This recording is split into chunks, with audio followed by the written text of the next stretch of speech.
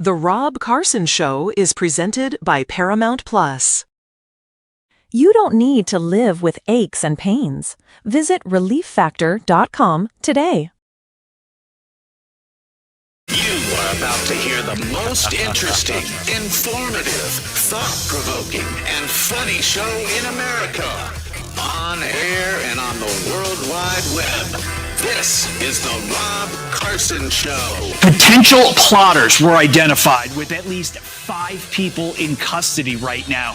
The suspects allegedly traveled to Fredericksburg, Virginia to make final preparations for the attack. And the alleged plan allegedly included explosive-packed drones hitting buildings near the event, forcing a mass evacuation, and then steering crowds, get this, toward a pre-staged sniper team. Wow. A second wave was then planned to storm the White House gate. So I guess it'd be a fifth assassination attempt against Donald Trump here. FBI first learned of the threat on June 10th and worked with law enforcement across multiple states to stop it.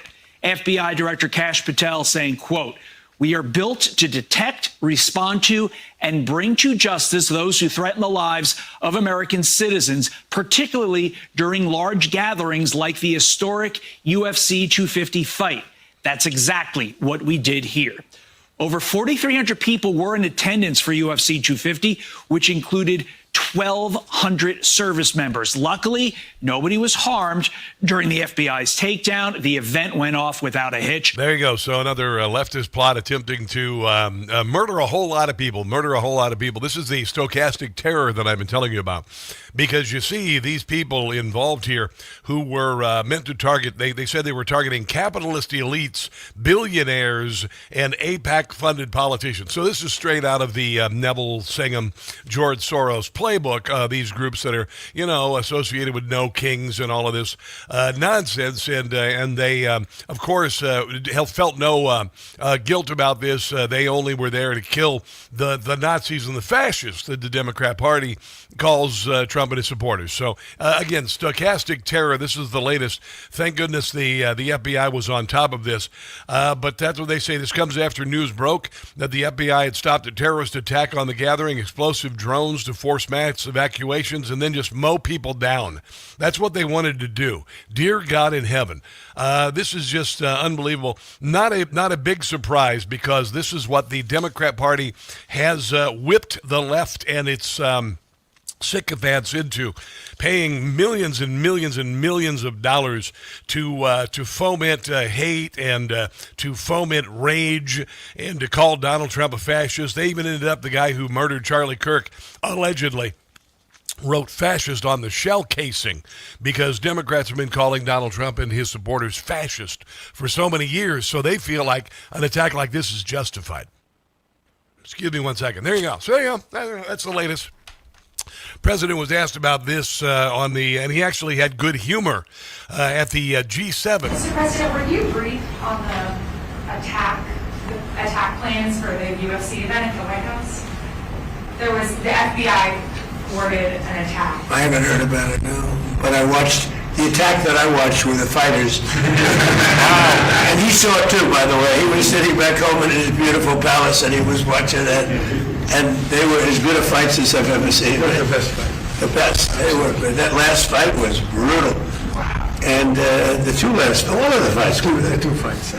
It was all good. It was a great evening. It was very different for the White House, but I wish you could have been there. We built an incredible arena. Dana did a great job. Is there going to be another fight next year? Well, I don't know. I got away with it then because 250 years. Yeah, he said we got away with the 250th anniversary. Pardon the audio was a little weird there, but anyway, President making light of yet another potential political attack on him and his followers, this time in Washington, D.C., and it failed. Hi, welcome to the show. Please come inside. By the way, I did find the video of me dancing on King Street Saturday night and the crowd chanting as I danced, and so I did post it. I posted on my Twitter and on my Facebook pages at Rob Carson Show. I'm going to send it to my guy Dylan, and he's going to put it up on Instagram. And of course, I look like a middle-aged man in the middle of the street, partying like a rock star, and the crowd was shedding and all that.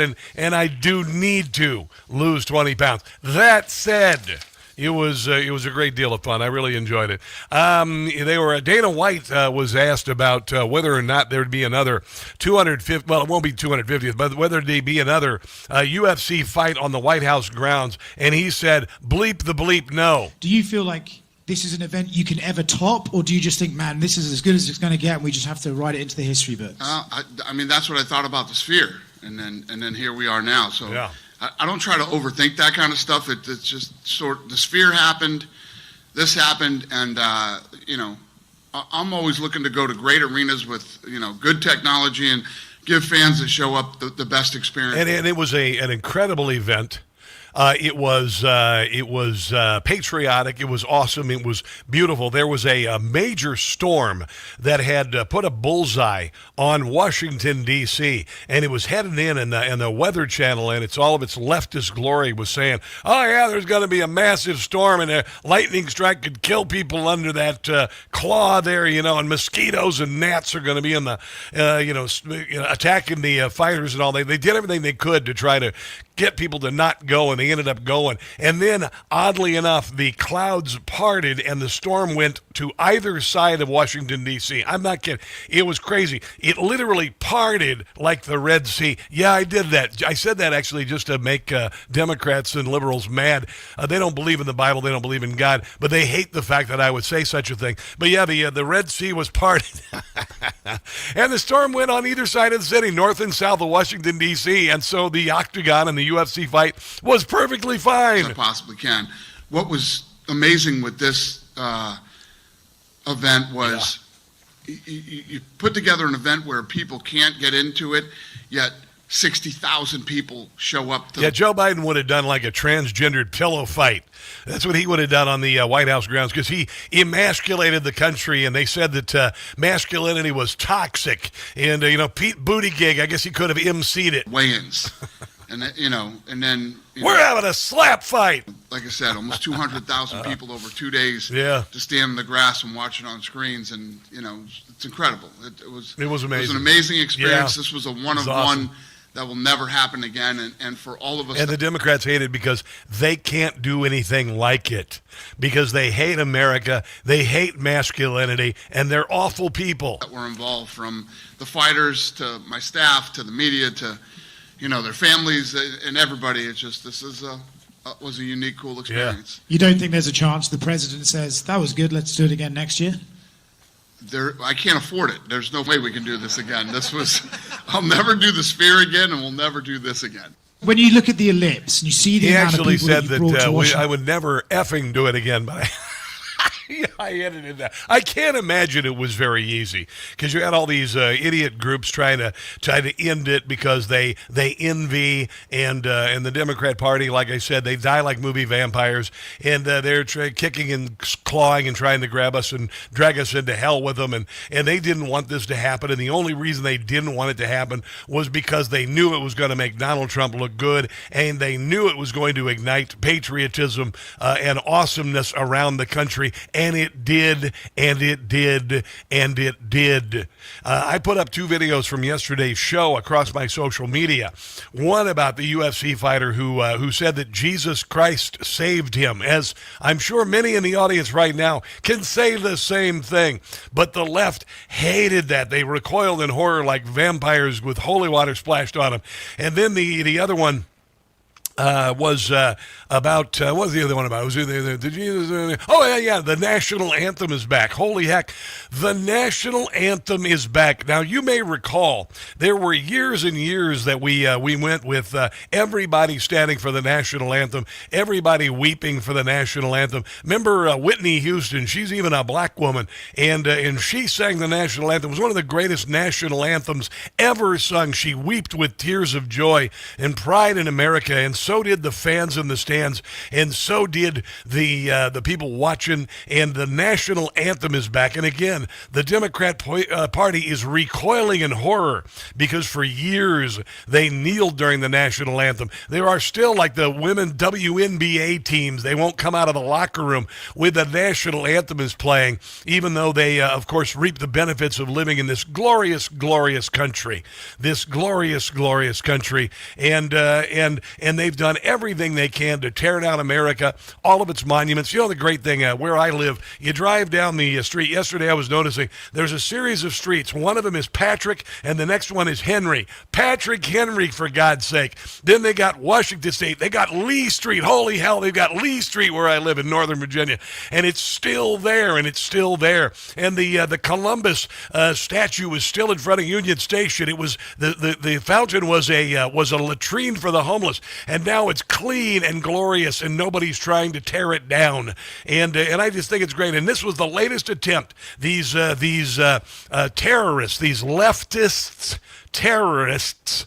We're going to commit mass murder at this gigantic event because they will do anything to tear down the country. They will do anything to bring down this wonderful, wonderful renaissance of patriotism and joy that we're feeling in our 250th year. And guess what? God is on our side. It is real quick. Thank you, God, for parting the clouds there, because, you know, Washington, D.C. was going to get nailed by the storm, and you parted the clouds on either side. I think he did it because he wanted a better view of the fight.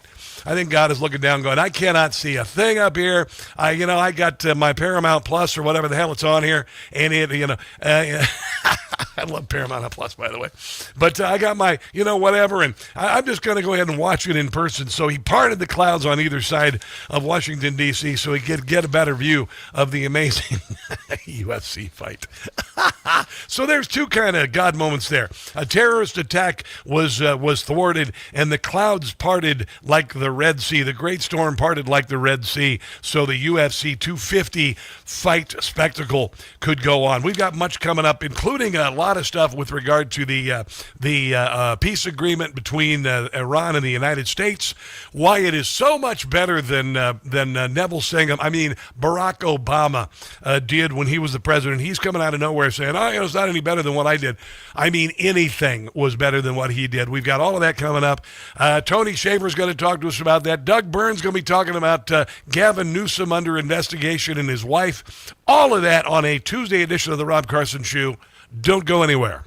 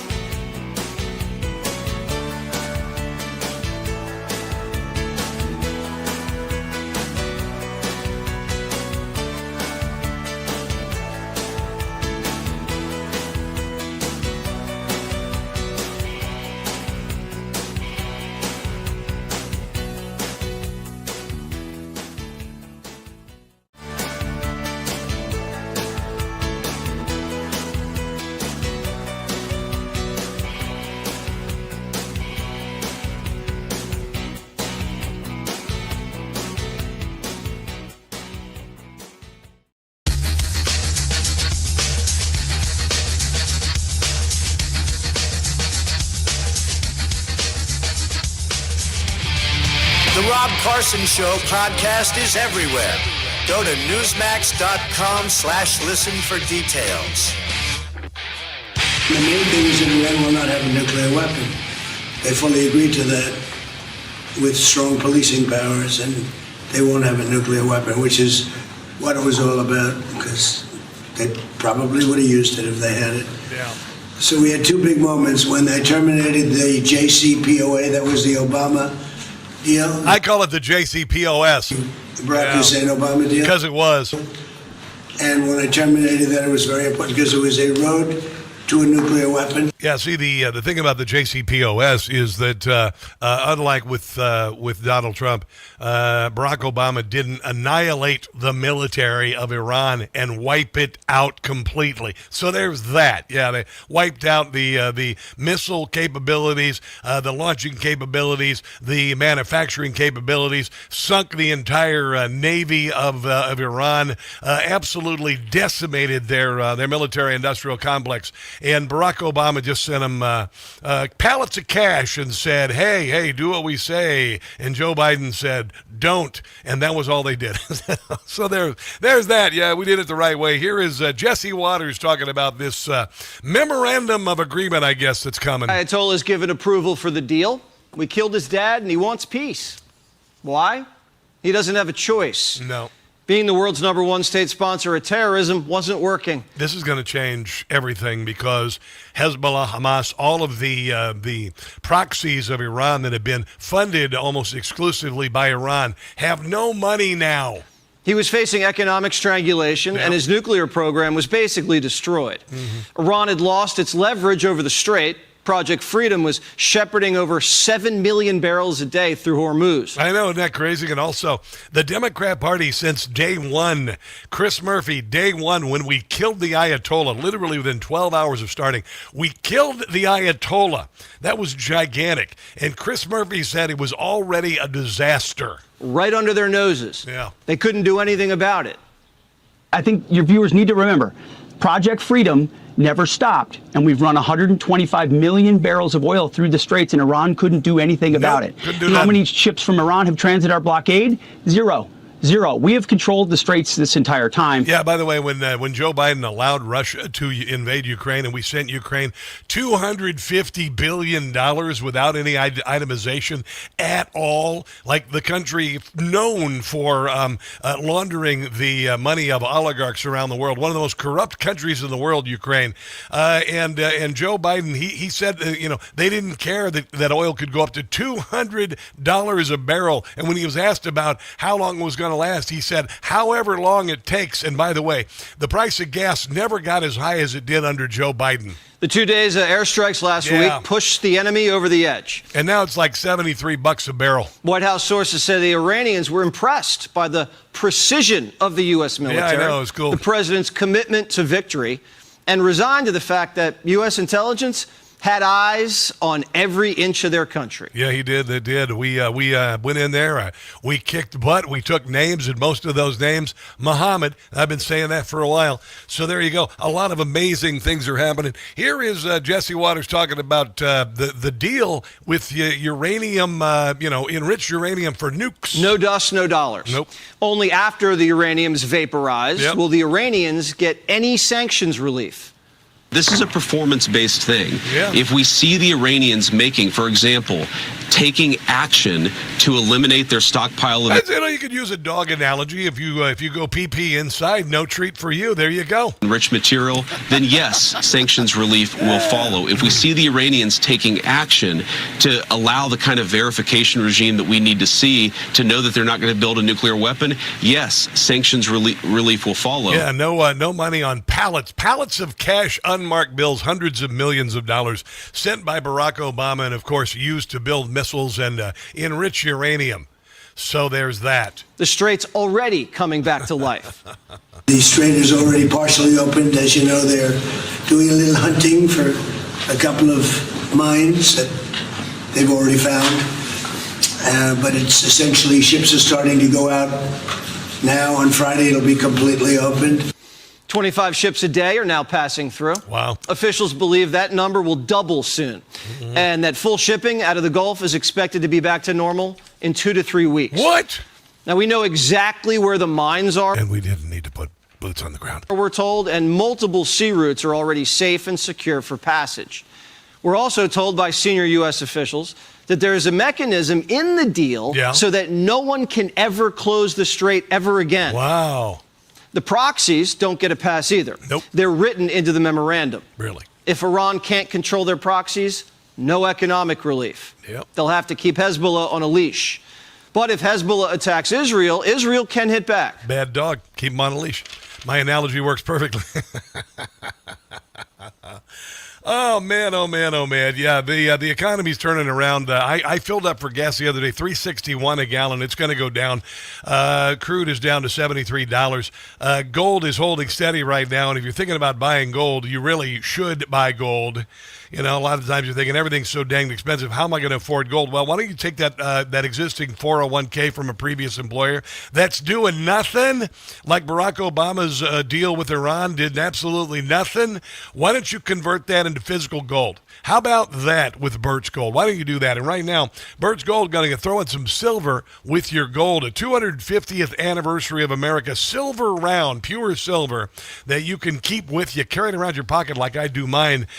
Birch Gold is going to give you that America 250 1-ounce silver round for every $10,000 you purchase on July 10th. I should say you invest in gold. 10 years ago, gold was worth $1,200 an ounce. Now it's holding right about $4,500. It's been up to $56. It's giving you an opportunity to buy it and sit on it and watch it grow. There you go. Text Rob to 989898 to take advantage of a free America 250 silver with a qualifying purchase before July the 10th, which is coming up pretty darn quick. Again, text Rob to the number 989898 for Birch Gold. More on the accord between Iran and the U.S.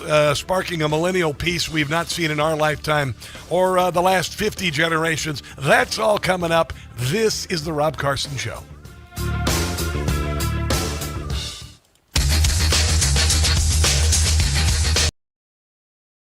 The Rob Carson Show is presented by Paramount Plus. The Agency. All episodes streaming June 21st on Paramount Plus. In the world of espionage, truth is a moving target, and every decision carries a dangerous consequence. This new mission explores what it means to live as a double agent, twice the lies, twice the risk. The lines between ally and enemy blur like never before, and survival depends on trusting no one. Starring Michael Fassbender, Jeffrey Wright, Jodie Turner-Smith, and Richard Gere. Don't miss The Agency. All episodes streaming June 21st on Paramount Plus.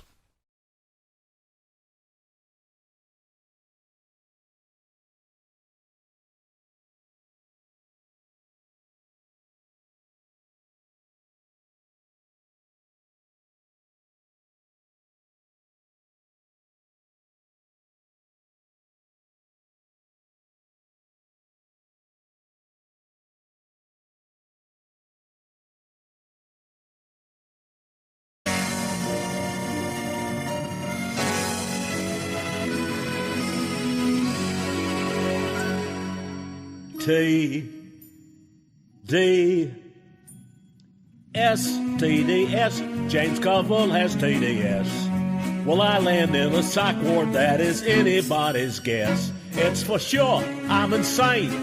I really can't explain why for Donald Trump I have so much disdain. I'm as crazy as a loon. I'm gonna crack up soon. It's expanding like a big balloon. It's gotten even worse. It's gonna be my curse. TDS, TDS, TDS. TDS, TDS. Is it derangement? I say yes. Whenever Trump is mentioned, I become a giant mess.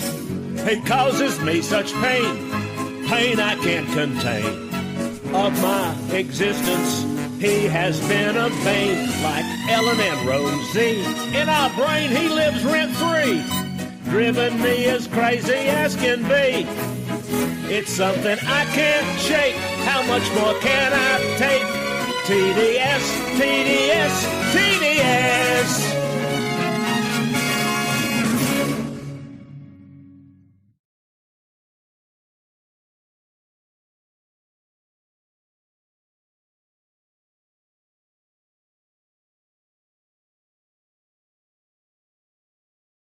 Hey guys, it's Carson for Relief Factor. Life, liberty, and the pursuit of happiness. Those words weren't written for history books. They were written for you. But it's hard to pursue happiness when pain is a part of your everyday life. Relief Factor was created to help people address inflammation, one of the most common causes of ongoing aches and pains from aging, overexertion, and daily living. It's a 100% drug-free, research-based formula that works through multiple metabolic pathways to support comfort and mobility. No prescription, no masking symptoms, just real relief so you can keep moving forward. I work out every other day, I crush it at the gym, and I ride my bike 100 miles on the weekend. I credit Relief Factor for making all of those activities pain-free. And as America celebrates 250 years of independence, give yourself a chance to reclaim yours. To commemorate, they're offering a special patriotic price, just $17.76. Yeah.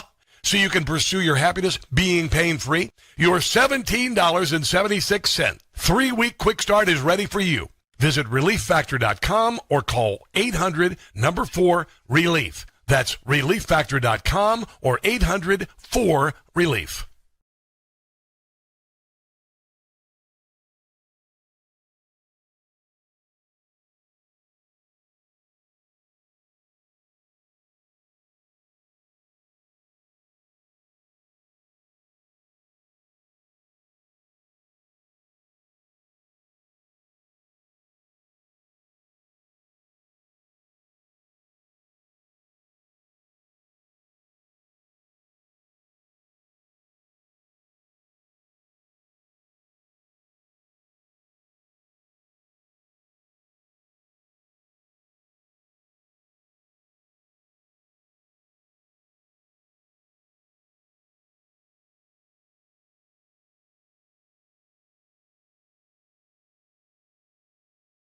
Now back to the Rob Carson Show, presented by Paramount Plus.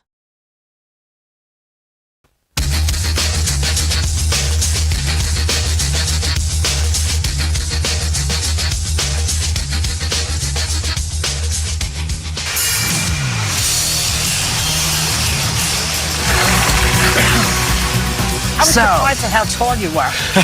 It's very tall. Well, if you only see somebody on TV, you just see their, in my case, giant head. So We all it hides how have tall I am. giant That's heads, right. We are the table of big heads here.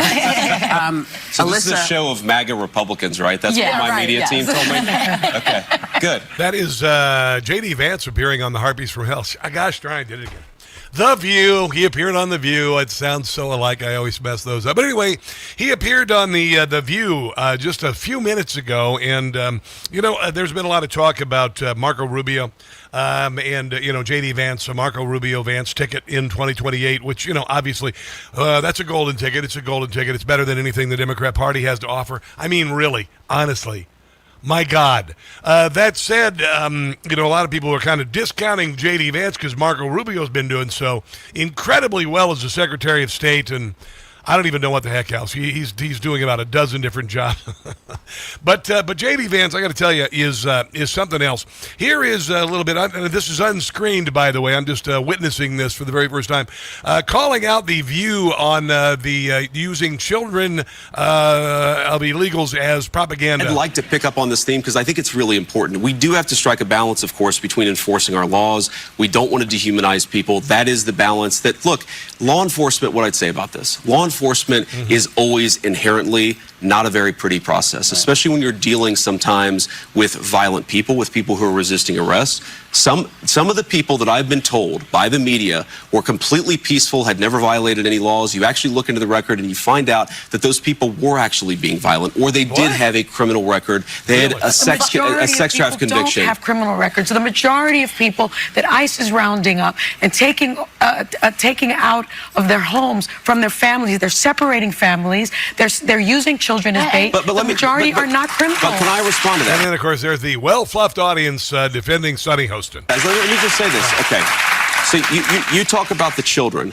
Here's what I'd say. Do we know that during the last administration, we had tens of thousands of children who were sex trafficked by the cartels. Yeah, you didn't say anything about there, Sonny. Who are brought into our country in profoundly dangerous and predatory conditions. Let's talk about this administration. But here's the point. Unless you enforce the border, you invite that kind of conduct. You think that our immigration policies are inhumane based on the reporting of one person with a political bias. What I'm telling you is that it's inhumane to allow cartels to sex traffic people across our border. Yeah, that's very well said. Very well said there, J.D. Vance. And by the way, coming here illegally is a crime.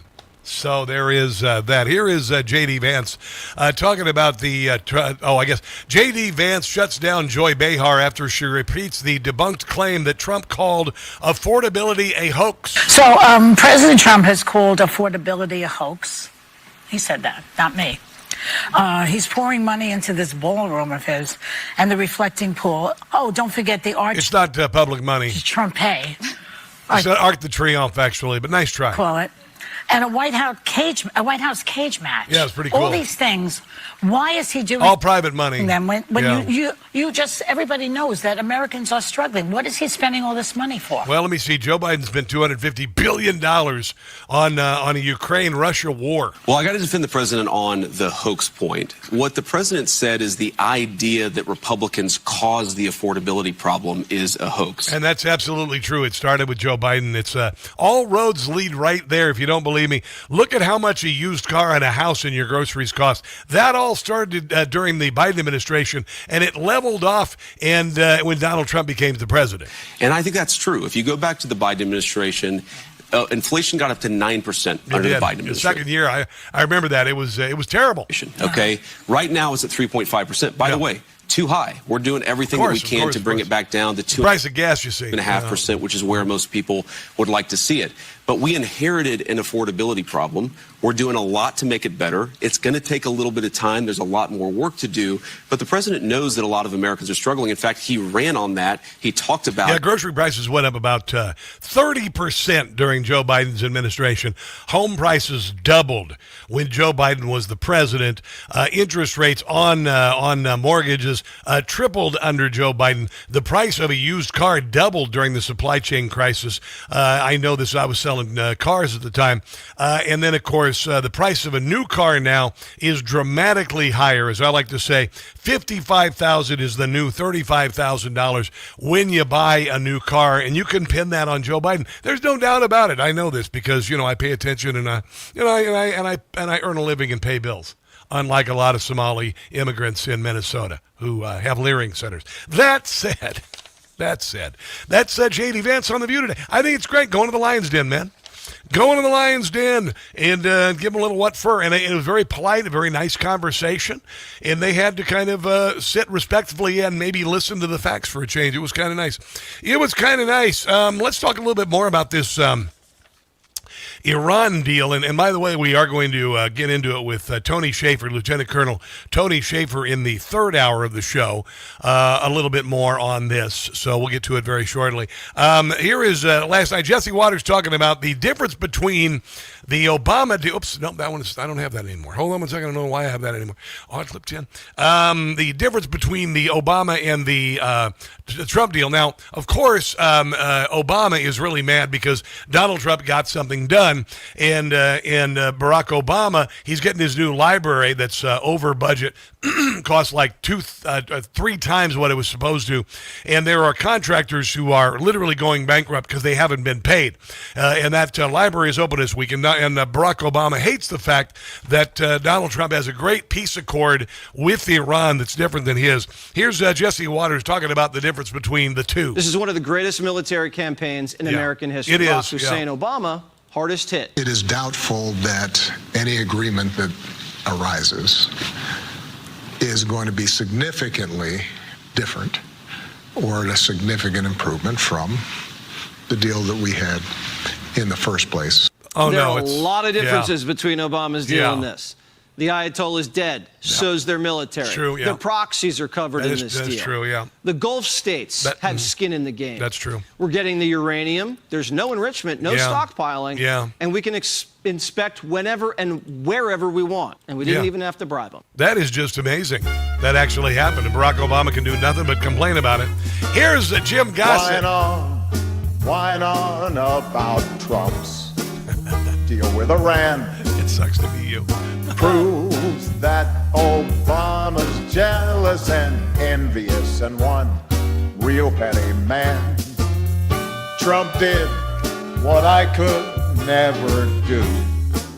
I had no plan. Yeah, go to your library. So I'll whine on about Trump's new deal with Iran. He made it look bad on every front. My deal gave away the whole store. Yeah, it did. Iran got billions from us to make a lot of weapons and fund even more. Trump's deal I will criticize, 'cause it's not mine. I'll whine on all of the time. Yeah, you did a terrible job as the president. You did a terrible job as the president, and your deal wasn't a deal at all. It allowed Iran to build its nuclear stockpile and have missiles that could be shot into London and Paris, for goodness sake. And then, of course, it enriched the Iranians with pallets of cash and all sorts of money that was unfrozen. And terrorist attacks blossomed around the world, including Hamas, October the 7th, and all of that. Have you noticed how quiet the world is right now with regard to Hezbollah and Hamas? Have you noticed that? Yeah, it's actually by design, and Donald Trump's the guy who designed it. Let's take a break and come back. This is the Rob Carson Show.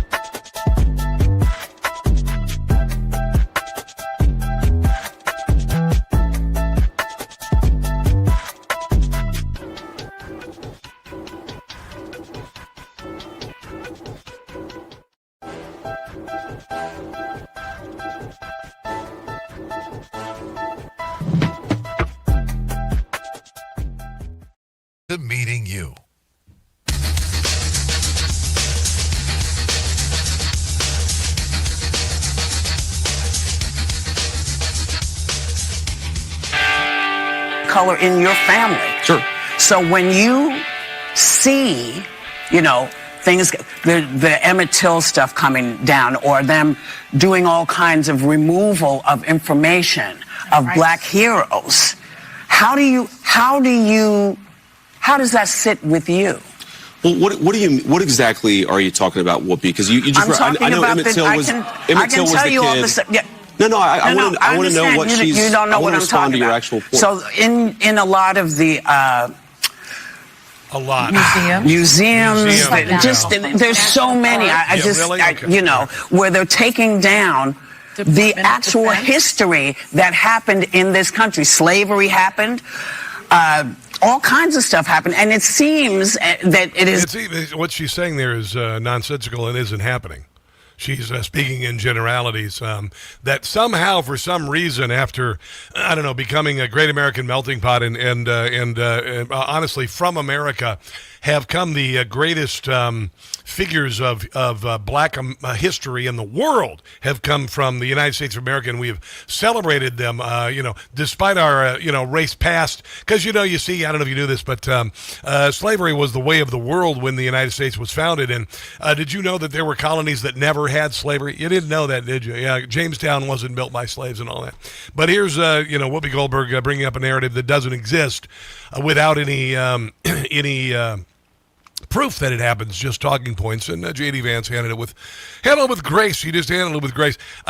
Speaking of handling it with grace, Rob Finnerty is on Newsmax. He is really, really good at what he does, and he was talking about Barack Obama whining because Donald Trump is going to get credit for a millennial peace in the Middle East that we've only prayed about our entire lifetimes, and Barack Obama only helped to ignite the flame of hatred and spread terror around the world because, he's kind of a big fan of Islamists and whatnot. Here is Rob Finnerty talking about Barack Obama sounding off on the peace deal, that the historic peace deal that Donald Trump is putting together with Iran. Right on cue, out of nowhere, Barack Obama had to chime in and set the record straight, according to Barack.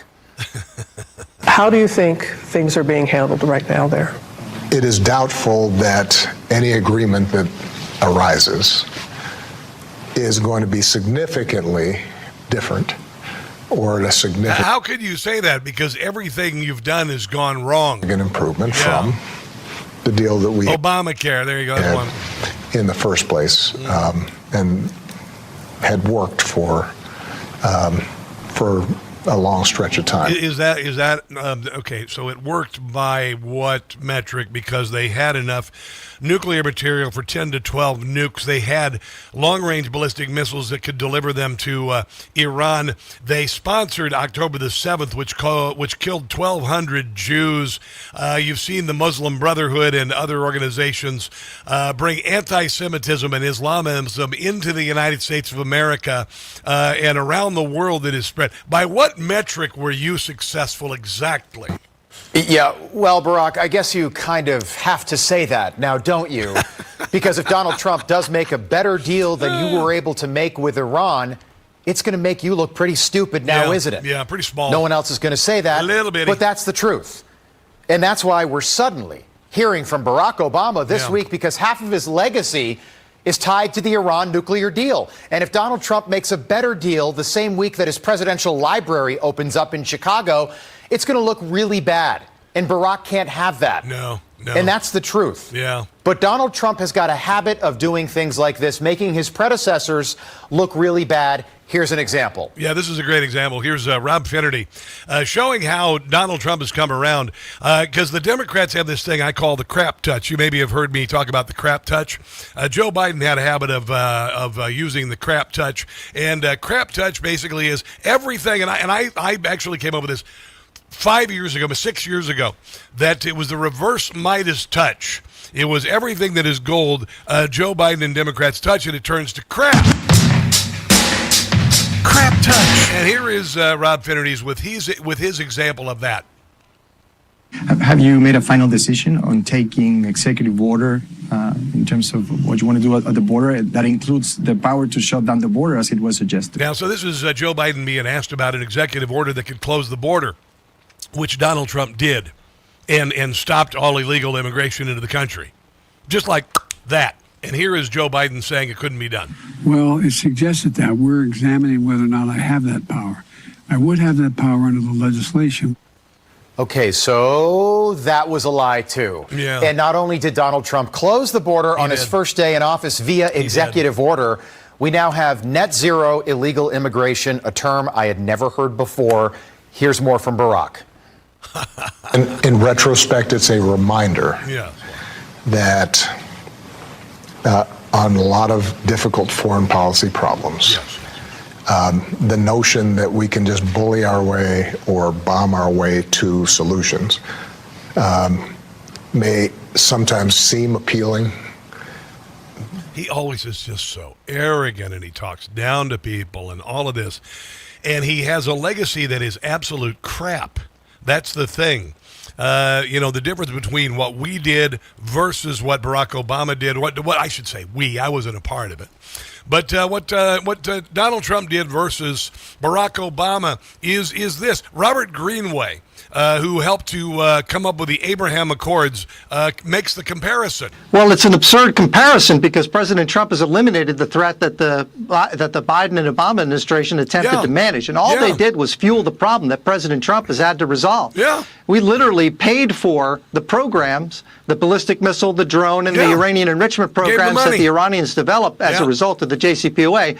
President Trump has finally proved that the best verification is done by explosives. Boom. And so we didn't have to independently assess or inspect any sites. We had to destroy them. Yeah. That's now been done. Yep. The military now has created a situation which Iran is completely defenseless. Yep. The patient's been anesthetized. We can operate at will. It's a radically different situation than the Biden and Obama administration. And so there's no comparison to the deal. We're in a remarkably stronger place thanks to the president's actions. Yeah, and the Democrat Party will rue the day that they immediately disparaged our military with regard to this mission on day one. I hope that members of our military will remember the Democrat Party hoping and praying that they would fail when it comes to Iran. Let's take a break and come back. This is the Rob Carson Show.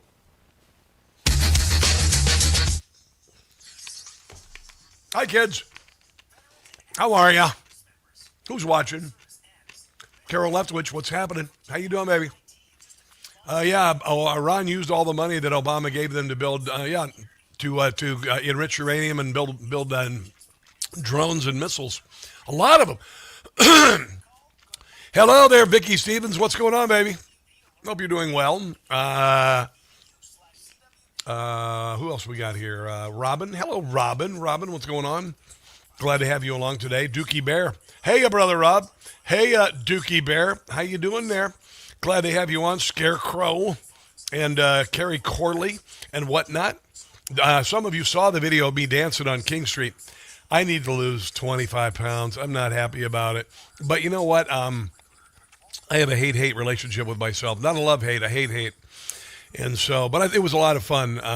And my friend Nick sent me that video, and I wanted to post it so you could see the joy that I was feeling and that the crowd was feeling, and the crowd was dancing with me on Saturday night in Old Town Alexandria. And it was it was wonderful. So I posted it on all my social media at Rob Carson Show. I wanted you to see it. Because you can have a lot of fun without being drunk. It's weird. It's weird. You can be the life of the party and not drink. It's weird. I met a woman hanging with her husband at the swimming pool in the apartment complex. And I said, well, I don't drink. And she's like, well, I don't know if we can be friends. I said, oh, I think we can. I said, do you think I'm fun? Yeah. I'm not drinking. Okay. I used to feel that way. When I was drinking, I didn't really want to hang out with sober people. A lot of times sober people kind of suck. But not so much. Not so much me. I actually think I'm more fun when I don't. Now that I don't, it's kind of cool. Anyway, hope you're enjoying the show today. What do we got next here? Waters, Greenway. Yeah, okay, we'll do a little bit more of this here. Here we go.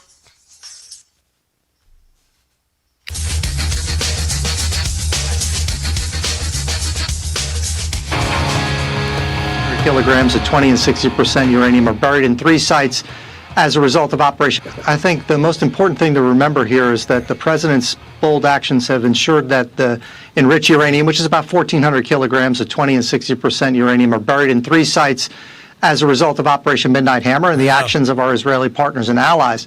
As a result, the Iranians can't access it. But if they could, they wouldn't be able to enrich it because that also has been destroyed. For the first time since 2006, the infrastructure that the Obama and Biden administrations paid for, that I suspect are being mourned right now, ultimately have been destroyed by President Trump, and so it's not an immediate threat. But in the end, it has to be removed. I don't know that downblending is the right answer. There is disagreement among the community. I think in the end, it has to be removed from the country, and it can't be in the possession of our adversaries. That looks like it's happening. And as you said, they get no rewards until they comply. Let me use an analogy for those of you in Generation X and millennials and you Gen Zers. I'm going to use the example. Remember when the abominable snowman in Santa Claus was coming to town, was big and scary and all that, and Hermie the dentist and Yukon Cornelius, Hermie the dentist pulled all the teeth out of the abominable. It was Rudolph the Red-Nosed Reindeer. Thank you, Brian. Thank you. It was not Santa Claus is coming to town. It was Rudolph the Red-Nosed Reindeer. That said, I do appreciate the correction. Shame on me for confusing the Rankin Bass, live, action animation series from the 1960s. That said, Abominable Snowman, Iran, big and scary with their teeth. Rawr, rawr, rawr. Little Hermie the dentist comes over, pulls all his teeth out, and suddenly he's no longer scary and all that, and Yukon Cornelius puts him off a cliff, and then he bounces because Bumbles bounce. That's Iran. There you go. So we took Iran with it. We pulled all its teeth out. We neutered the dog, as it were, and they have no ability to launch any sort of successful military attack on anybody. That's the difference between Donald Trump and of course Barack Obama. We didn't have to put boots on the ground. That's the amazing thing. And what's really amazing is that he kept the Iranian people in mind and didn't destroy the infrastructure so they can have lights and heat in their homes and have an economy and feed themselves.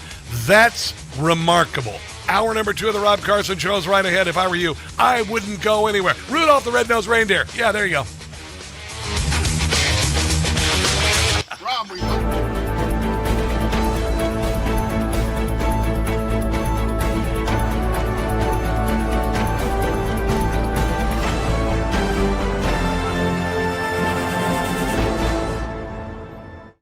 The Rob Carson Show is presented by Paramount Plus. You don't need to live with aches and pains. Visit ReliefFactor.com today.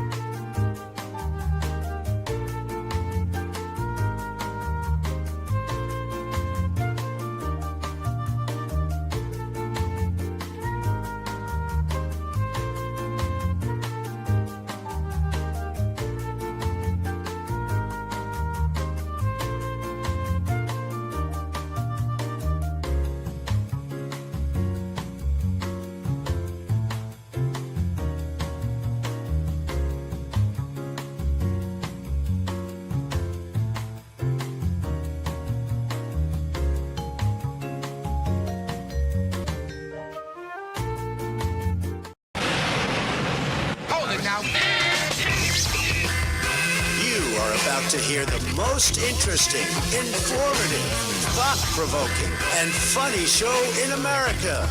On air and on the World Wide Web. This is the Rob Carson Show. This is hour number 2 of the Rob Carson Show. Doug Burns, former federal prosecutor, joins us at the bottom of the hour to talk about Gavin Newsom. Gavin is a little hot agua.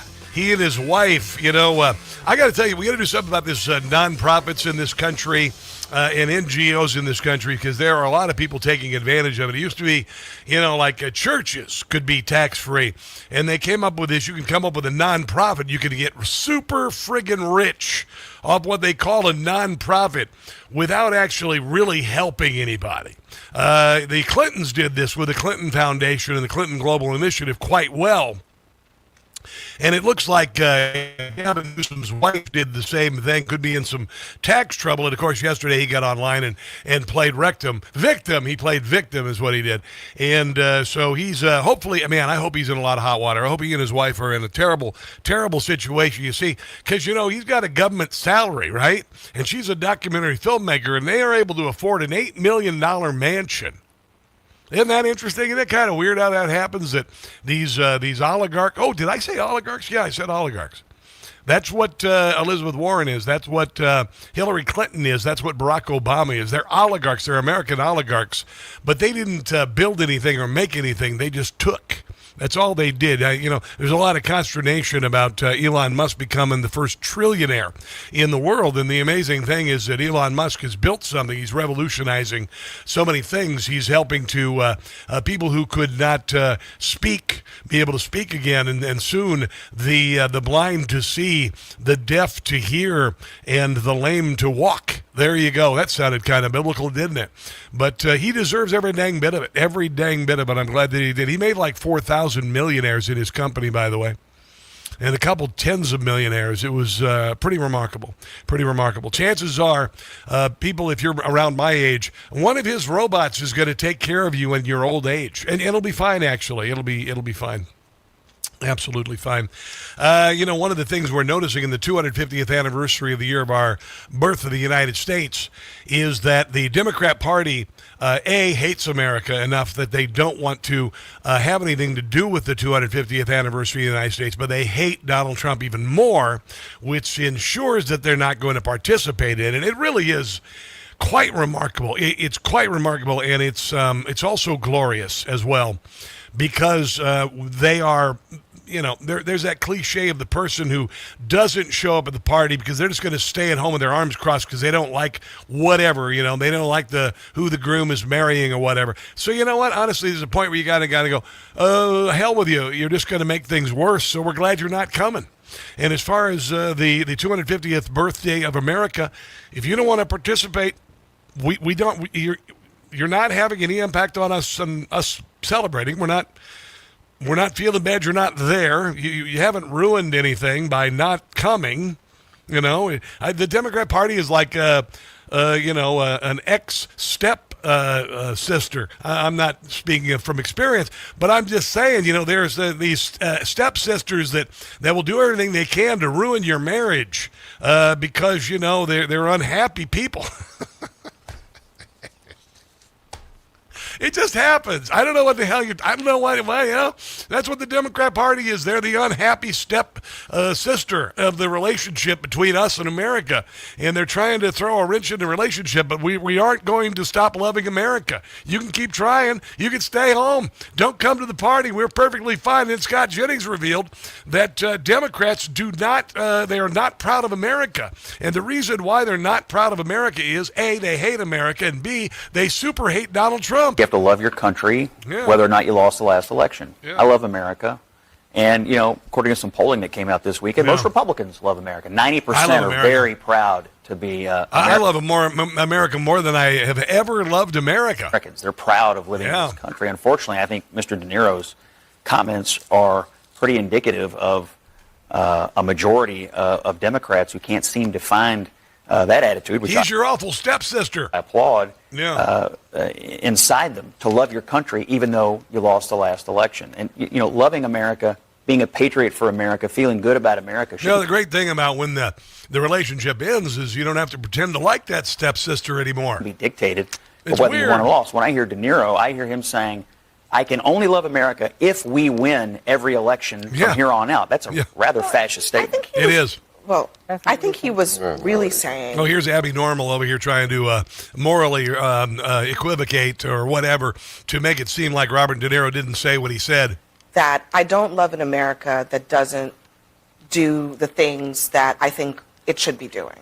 And look, I understand... So would he think any Republican would do that? Well, look, I mean, this is why I think... But just to add a little bit of a little bit of numbers and data to Scott's numbers. What? Gallup polling data from 25 years ago says Republicans were 90% proud or extremely proud to be Americans. Democrats were 87%. Today, 25 years later, those numbers remain at 92%, actually up a little bit for Republicans. For Democrats, they're down to 36%. Yeah, there you go, because the Democrat Party lost. They lost an election, and they're not coming to the party. And it's kind of sad, but you know what? Don't even care. Don't even care, not one little bit, because the Democrat Party is doing a death spiral into the pits of hell. You know, Julia Roberts the other night, the Democrat had this awful counter-protest, I guess, to the glorious UFC fight, and she became like a therapist at this stupid event, by the way, and said that everybody should do some breathing exercises like they do in a stupid therapy session. They will survive without you. Gosh, she was so hot in Pretty Woman and Erin Brockovich, and now she's just like, what? Do this for me. Okay, go ahead. Just put your hand on your beating heart. Yeah, your shriveled up, beating liberal heart. And just close your eyes. Yeah. Doesn't this sound like a fun event? Would you rather be here than in a UFC fight? And just take a really deep breath in and breathe in all that hope. Oh, my God. All that love. And just breathe out. You know, there's no love in that room. They all hate Donald Trump and they hate Republicans. It's kind of about... Here is Greg Gutfeld talking about the unhinged, unwell Democrat Party. To hear the next Democrat group therapy session on why they can't win back men. That was incredible. What a contrast. On one hand, you have this kind of a group of aging, fading, bitter, mentally unwell-looking group of people, and then you contrast that with the obvious, you know, you forget about the patriotism and the White House. Just people having fun. I know, it was cool. Smiling and laughing. And they, and by the way, I posted the video of me dancing on King Street. I know it makes me look a little foolish, but damn, I was having a good time. That's joy, and I was dancing with people who I didn't even know I didn't speak their language, and we might even be different politically, but man, we were having a good time unlike that bad counter protest the Democrats held the other night. Look at us, and they go, ugh. It's on my social media at Rob Carson Show. Ooh, we look at them and we just kind of laugh. And I think that's an interesting point, is that we understand their mindset and our mindset. Mm-hmm. But they don't understand either. They don't even understand their own mindset. Like, how did they get to this place? Remember what I told you. Overwhelm the left with joy and faith and patriotism. Look what's happening. It's happening. And why are they so angry? Because if it were any other variable besides Trump, they would think they were being irrational. But for some reason, it is one giant blind spot. Yeah. And they've sacrificed all their credibility. I mean, they can't come after us for being disgusting about having this UFC fight when you had a trans party at the White House with Joe. So it's kind of like, you know what? Wow. This is fun. This is great. It appeals to a lot of people. You guys look very sad right now. Yeah, here's a little bit of the counter protest. I mean, would you want to be at this? No one is getting left behind this time. Hell. No one is getting left behind. Not this time. No one is getting left behind this time. How do we get there? Together or never get there at all. Wow. It's just funny. I put up a video the other day of this woman who likes to virtue signal on her door as I walk by her apartment to my apartment, and now she's got this American flag and says "America's for everyone," and it's rainbow colored, the stripes and stars, and I'm like, yeah, it always has been. So what are you just trying to feel superior? Yeah, of course, that's what virtue signaling is all about. It was like I saw one the other day. I was walking on down the street in Northern Virginia, and a business owner has, open for business to everyone and had a rainbow flag. And I'm like, well, there are no other businesses on this corridor that don't allow gay people. So it's illegal, you see. So your virtue signaling is just kind of, I think your way, obviously, I mean, if you just heard those people, they're not happy people.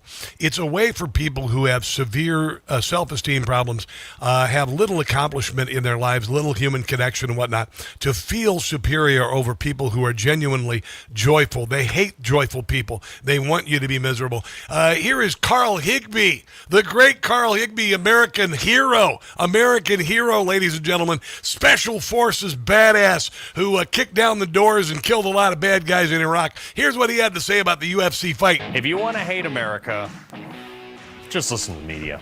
If you want to love it, drive through it, or go to Trump's White House on Trump's birthday, which is also Flag Day. Did you guys see this?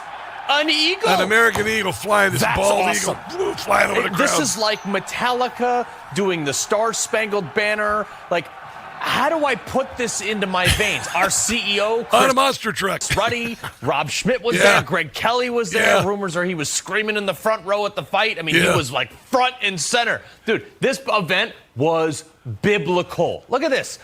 This is the picture of the year. How do you out-America this? And how do you not love this? It was the scene where you got the octagon cage, and then you got the Thunderbirds and the Blue Angels flying under it, and then it is a perfect picture. And then there's the one of the Washington Monument where there's the lightning bolt and the half rainbow there. I mean, that's God, people. I don't even care what you think. God parted the clouds. There was a storm headed to D.C. Saturday night, and it parted and went north and south of D.C. and this happened. And meanwhile, Julia Roberts is doing breathing exercises to a bunch of psychos at a liberal rally. I told you, overwhelm them with joy and faith and patriotism, and they're going to continue their descent into hell, and I'm 100% right. Let's take a break and come back. This is the Rob Carson Show.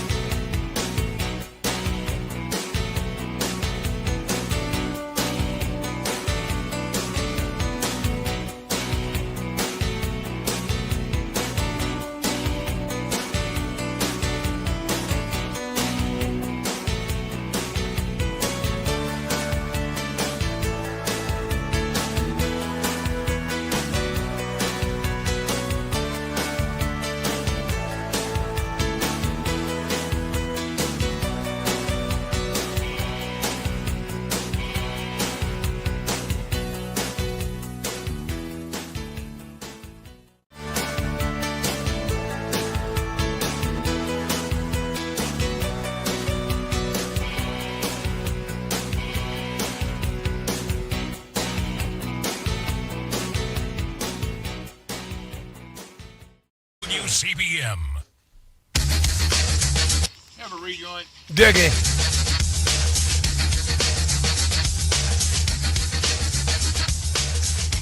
One thing I would like to see updated is the word homeless to the word unhoused. How about new? Yeah, I think we kind of got over a lot of that verbal masturbation that the left did, calling this, that, and that, and that, and all that. And renaming things that, like I don't even know, but homeless. Yeah, you're homeless. You don't have a home. It's not unhoused, dear Lord. Honestly, but a refrigerator box can be a home. Whatever, I don't even care. They tried to completely change the language and shift language. That's what Maoists do. That's what they do. It sparks confusion and it destroys the past and history and all of that stuff. So there you go.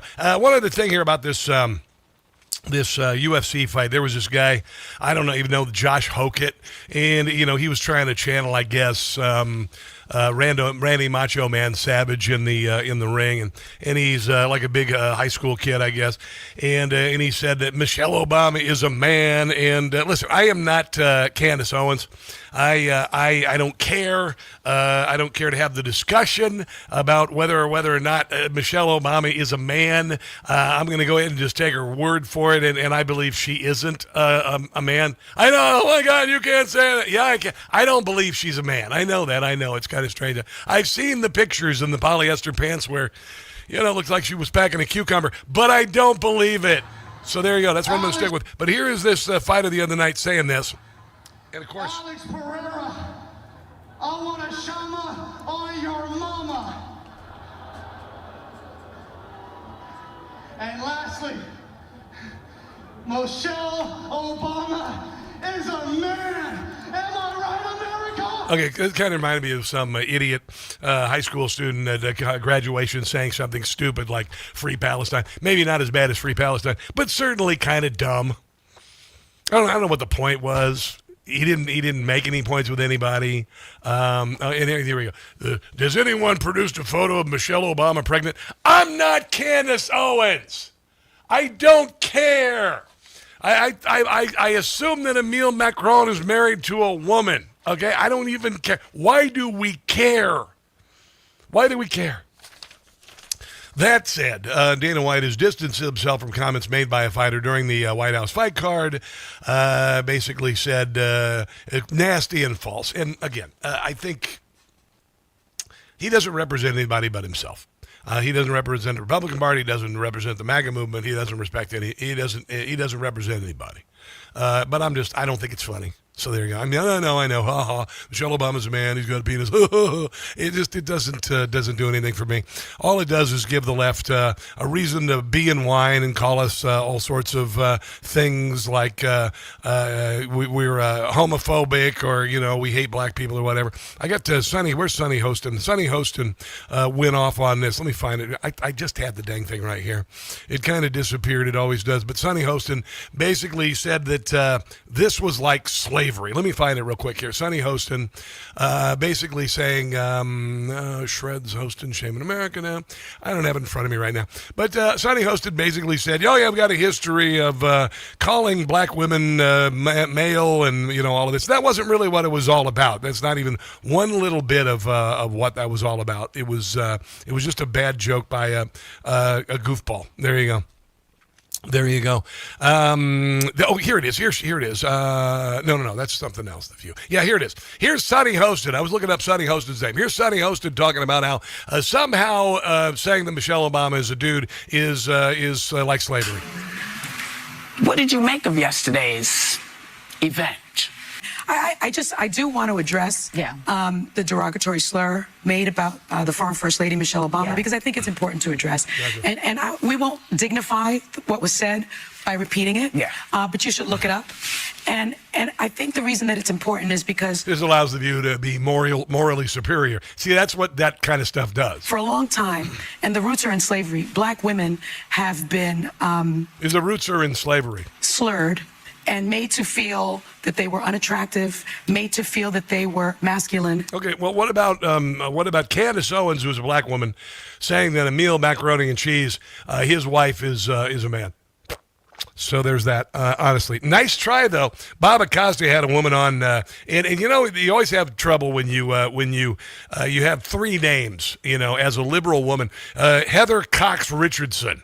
Heather Cox Richardson, uptight, so uptight you couldn't pull a needle out of her butt with a tractor. And here she is saying that the UFC fight was like lynching. What you are watching Trump do right now is deliberately tear that apart. And he is doing so on the same cultural argument, of course, that people used to back the first Gilded Age. That is these culture wars that turn white Americans against marginalized people of color. Okay. Right. That's the bottom line there. So, I mean, it's not really a stretch to say that the same impulse that created the UFC fight on the White House lawn is the impulse that really pushed lynching in the late 19th century. That's absolute crap, honestly. That is so insulting, so bloody insulting, and such an evil Knievel leap of logic as to barely require any sort of response.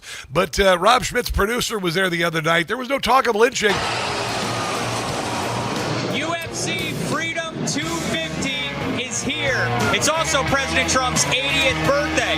The Democrats I heard it was a lynching. Want this to happen, but everyone's having a blast. UFC 250, brother! Baby! One of the happiest days of my life. Wow. This is spectacular. Well, clearly the white supremacists are there for a lynching. I've never had so much fun. And it's all thanks to President Trump. Absolutely. This is a great night to be an American. Everybody's here is having a fantastic time. I think this is a historical event. It's a once-in-a-lifetime event for real. Oh, that's a black guy. Holy hell. Excited to be here with the atmosphere and good energy. I really wish they would do something like this. That's another black guy. Oh, my God. Often. This is a traditional hat from the Caucasus Mountain region. The Democrats, they didn't want this event to happen. When are they going to expend the emotional capital and the racism capital? When is that bank account going to be empty? Because they've done everything from saying Republicans want to put blacks back in cotton fields to take the vote to now UFC is lynching. Honestly, your tank is empty. Your tank is empty. Doug Burns joins us on the other side of the break. Don't go anywhere.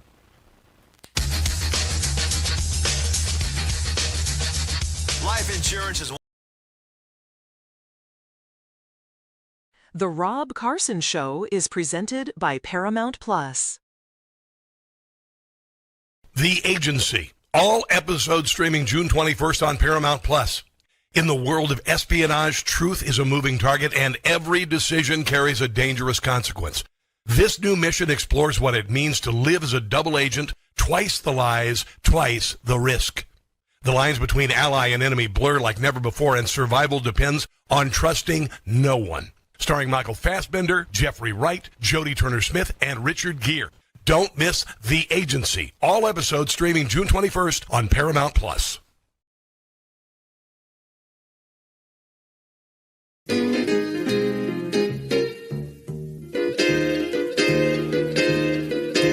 the town of Portland I said in the guard, Antifa, they are gonna hit you hard. To Democrat mayors getting in my way, go ahead punks and make my day. F around and find out, F around and find out. Schumer's gonna find out, I mean business and I'll get my way. Pencil neck and Chris Ray, for your crimes you will pay. You have both been found out. Hope you get a lengthy prison stay. Listen up, Hamas, I am warning you. Break the ceasefire and you'll be through. Democrats, hang your head in shame. For the shutdown, you're gonna get the blame. F around and find out. Mess around and find out. F around and find out. In the end, I'm gonna win the day. Find out.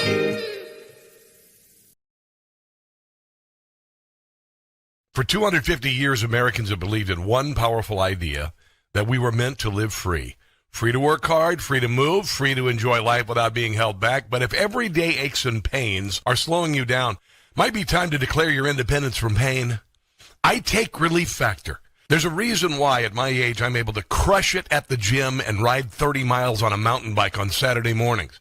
Relief Factor. It's 100% drug-free, research-based formula designed to help your body fight inflammation, one of the root causes of pain. It's not a quick fix or a temporary mask. It works from inside out at the source. Relief Factor was created so people could get back to living life on their terms, walking, working, exercising, enjoying the moments that matter. This year, as we celebrate 250 years of American independence, take a stand for your own freedom. To commemorate, they're offering a special patriotic price, just $17.76. Yeah, your $17.76 3-week quick start is ready for you. Visit ReliefFactor.com or call 800-4-RELIEF. ReliefFactor.com or 800-4-RELIEF.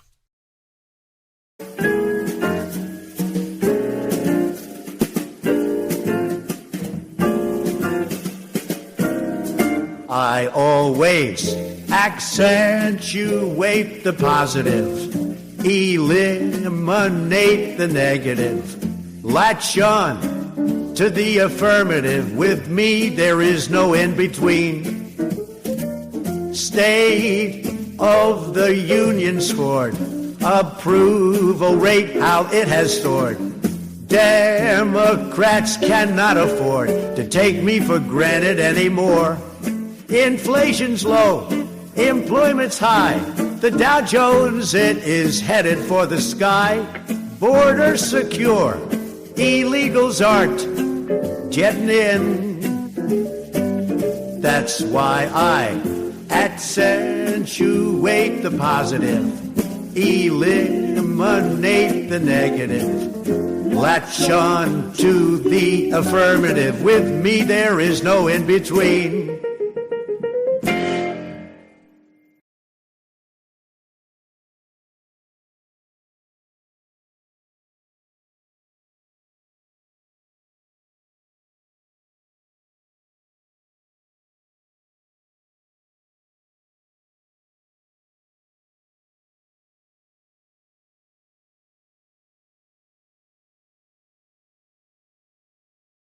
Now back to the Rob Carson Show, presented by Paramount Plus.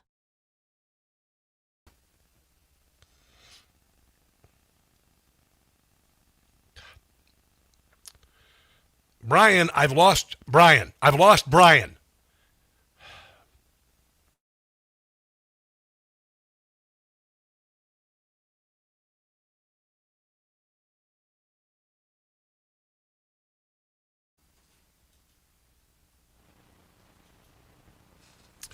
I am not sure what exactly is going on right now. I've lost the feed from WCBM, so I'm going to assume that I'm on the air, and I need Brian to talk to me in my ear. We were having some sort of an issue with our connectivity. Let's go ahead and try to connect again. There you go. Unbelievable. Of course, that's great, honestly, because of the behavior of New York fans. Brian, I'm here. Send it to me now. Here you go. All right, we obviously had a technical difficulty there, a minor glitch, ladies and gentlemen, which is known to happen, actually. So without further ado, I'm going to go ahead and introduce Doug Burns, ladies and gentlemen. Doug Burns Law is, and the last time we talked about pounding a gavel. I'm not sure we can do better than that, Doug, but welcome to the show. That will be hard to top. And your formulation of that's one way to pound the gavel was totally brilliant. It was legendary, wasn't it? It was a legendary. It was a legendary saying, and that you asked me to send it to you to share with your associates meant a lot to me, because I don't think your associates have ever heard you speak in such a manner. No, but they all really got a big charge out of it. Yes. Again, it's such an outlier. I mean, to have a federal judge, like you say, having sex with somebody in chambers, but to be that loud, that was just insane. I know. I've got a little soundbite I want to play. This is Jennifer Van Laar talking on the Benny Johnson show about Gavin Newsom, scandal that could be right at its infancy, by the way. Very, very worried because they have multiple ways that they've been, I think, committing fraud, tax fraud, unreported income, because there's no way that the lifestyle that they're living is funded by the income that they report. So either they're getting more income that they don't report, or they're getting gifts that they're not reporting. Something really shady is going on. Yeah, something is happening here. What it is ain't exactly clear. So Gavin Newsom appears to be under investigation. He is, of course, doing like Jim Comey did and going to the social media to play victim. What are you hearing about this, Doug? And what do you think's happening? Well, what it is ain't clear. That's from the song Ohio, right, Rob? Yes, of course it is. Yeah, okay. So hold on.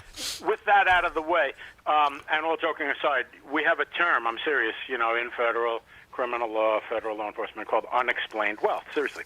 And investigators very, very often will see somebody buy a mansion for multi-millions of dollars, and then they're going to look at their income streams. They can look at tax returns, they can look at all kinds of things, and see that it's unexplained.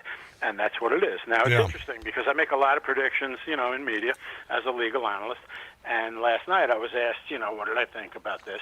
And I had no hesitancy in coming right out and saying that, he claims that Trump is targeting him. And I said that I gave that almost no credibility. Then I learned this morning that the investigation technically started under Biden. The guy is just shameless. It's amazing. I've said before, I'll say it again on the Rob Carson show, I don't see how this guy's viable between the two poles of L.A. and New York and Chicago. I just don't see it. But again, on this investigation, hey, we'll see where it goes. But I think they do have some explaining to do about unexplained wealth. Yeah, and I also had heard, and I don't have it right in front of me because I have hundreds of pages of material that I go through every day, that this investigation started in Sacramento, not in Washington, D.C., and you mentioned also during the Biden administration. So there's that.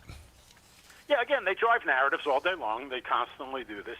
I saw Whoopi Goldberg, Professor Goldberg, pontificating on The View the other day about how you can't just keep coming to the taxpayers. Then she drew one of the dumbest analogies I've ever heard. Oh, boy. I'll share it with your vast audience. Mm-hmm. She goes, I don't have a ballroom in my house, so therefore you shouldn't have one in the White House. That's a serious analogy. I know. Come on. She's, so anyway, and the point is, she said that she made it sound 100% as though the thing were being funded by the taxpayers, even if it were. If, President Obama or Biden wanted to do it, they'd be singing the praises of how great it is. And it's just, people, I think, honestly, I'm kind of thinking out loud, but people have to be getting tired of this. Well, and also I'll mention that Jackie O wanted a new ballroom, but, somebody shot her husband in the head. So that kind of threw a wrench in things, right, didn't it? Oh, by the way, off the subject, I've been taking in Washington, D.C., Doug. And I went down to the reflecting pool, and then I went up to the Lincoln Memorial on Saturday morning. Now, there was some algae in the reflecting pool. They have these aerators going right now, and they've already made the water clear again, and they're just vacuuming up the algae. So there you go. And it's have you ever had a swimming pool, Doug? You ever own a house with a swimming pool? I've never owned a house with a pool, no. Yeah, it's best to have friends with a vacation home, a boat, or a pool. I have a friend who has a nice pool. So there you go. So what happens if you can't put pool chemicals in something, you're going to get algae. That's what happens, and so they have to do it without that. But hey, Doug, if you got to make it down before the year is over, because it is just something else. Now, federal agents. Wait a minute. Yes. I've had a fish tank. Does that count? Does not count. But there's a few things going on here, and it sounds like his wife is under the microscope. Miss Sibyl Newsom, who calls herself California's first partner, is a documentary filmmaker whose work focuses on social impacts of sexism. She founded a nonprofit organization called Representation Project that advocates for gender equity. By the way, they've mandated that her films be shown in schools. Mm-hmm. So a little bit of favor to, forced audience, right? A forced audience. It's like in Citizen Kane. His girlfriend was a terrible opera singer, but he paid to have her sing on stage, and everybody would go see her and act like they like it. That's kind of what's going on here. But tax records show the Representation Project makes annual payments to the Girls Club, about $161,000, but she makes a whole lot of money. She makes a whole lot of money, and it appears there's a lot of abuse of these nonprofits, certainly these NGOs around the country, Doug. But again, it's just a question of dollars and cents. In other words, the amounts. So again, investigators are very good. They see their tax returns. They can subpoena bank records, stuff like that, and construct what their income and assets are, and then go from there in terms of the purchases that they made. I'm not prejudging it. You know, as far as the singing audience, I'm reminded of a movie that I'm not super familiar with, but it was the one with Meryl Streep where she was that singer who was terrible, but her husband was able to promote her all over the place. Yes. And it was a true story. Yeah, that's Mrs. Newsom. Here is a California Post talking about this thing that they're able to do called behested payments. I thought this was interesting. These are donations that politicians request from wealthy donors to be given to nonprofits or charities of the politician's choice. Previously, these were hidden in the shadows, and critics called it a form of legalized corruption. But in 2021, there were some ethics reforms that required politicians to report any behested payments of $5,000 or more. That's partly why we know who's requesting the money and where it's going. Gavin Newsom was known to have requested millions of dollars in donations to a nonprofit organization founded by his wife called the California Partners Project, which deals with gender equity issues. Yes. And sometimes he asked for these donations from companies or interests that had business before the state government. That raised issues of conflict of interest. Wow, that's real conflicty, isn't it? That could be potentially serious trouble if, you know, and that's the most important word in the dictionary for legal analysts. If it can be established that, you know, he was getting big sums of money to an entity controlled by his wife, and that the people making the donations had business with the state, that could be serious trouble, Rob. All right, let's take a break and come back more with Doug Burns on X at Doug Burns Law. This is the Rob Carson Show.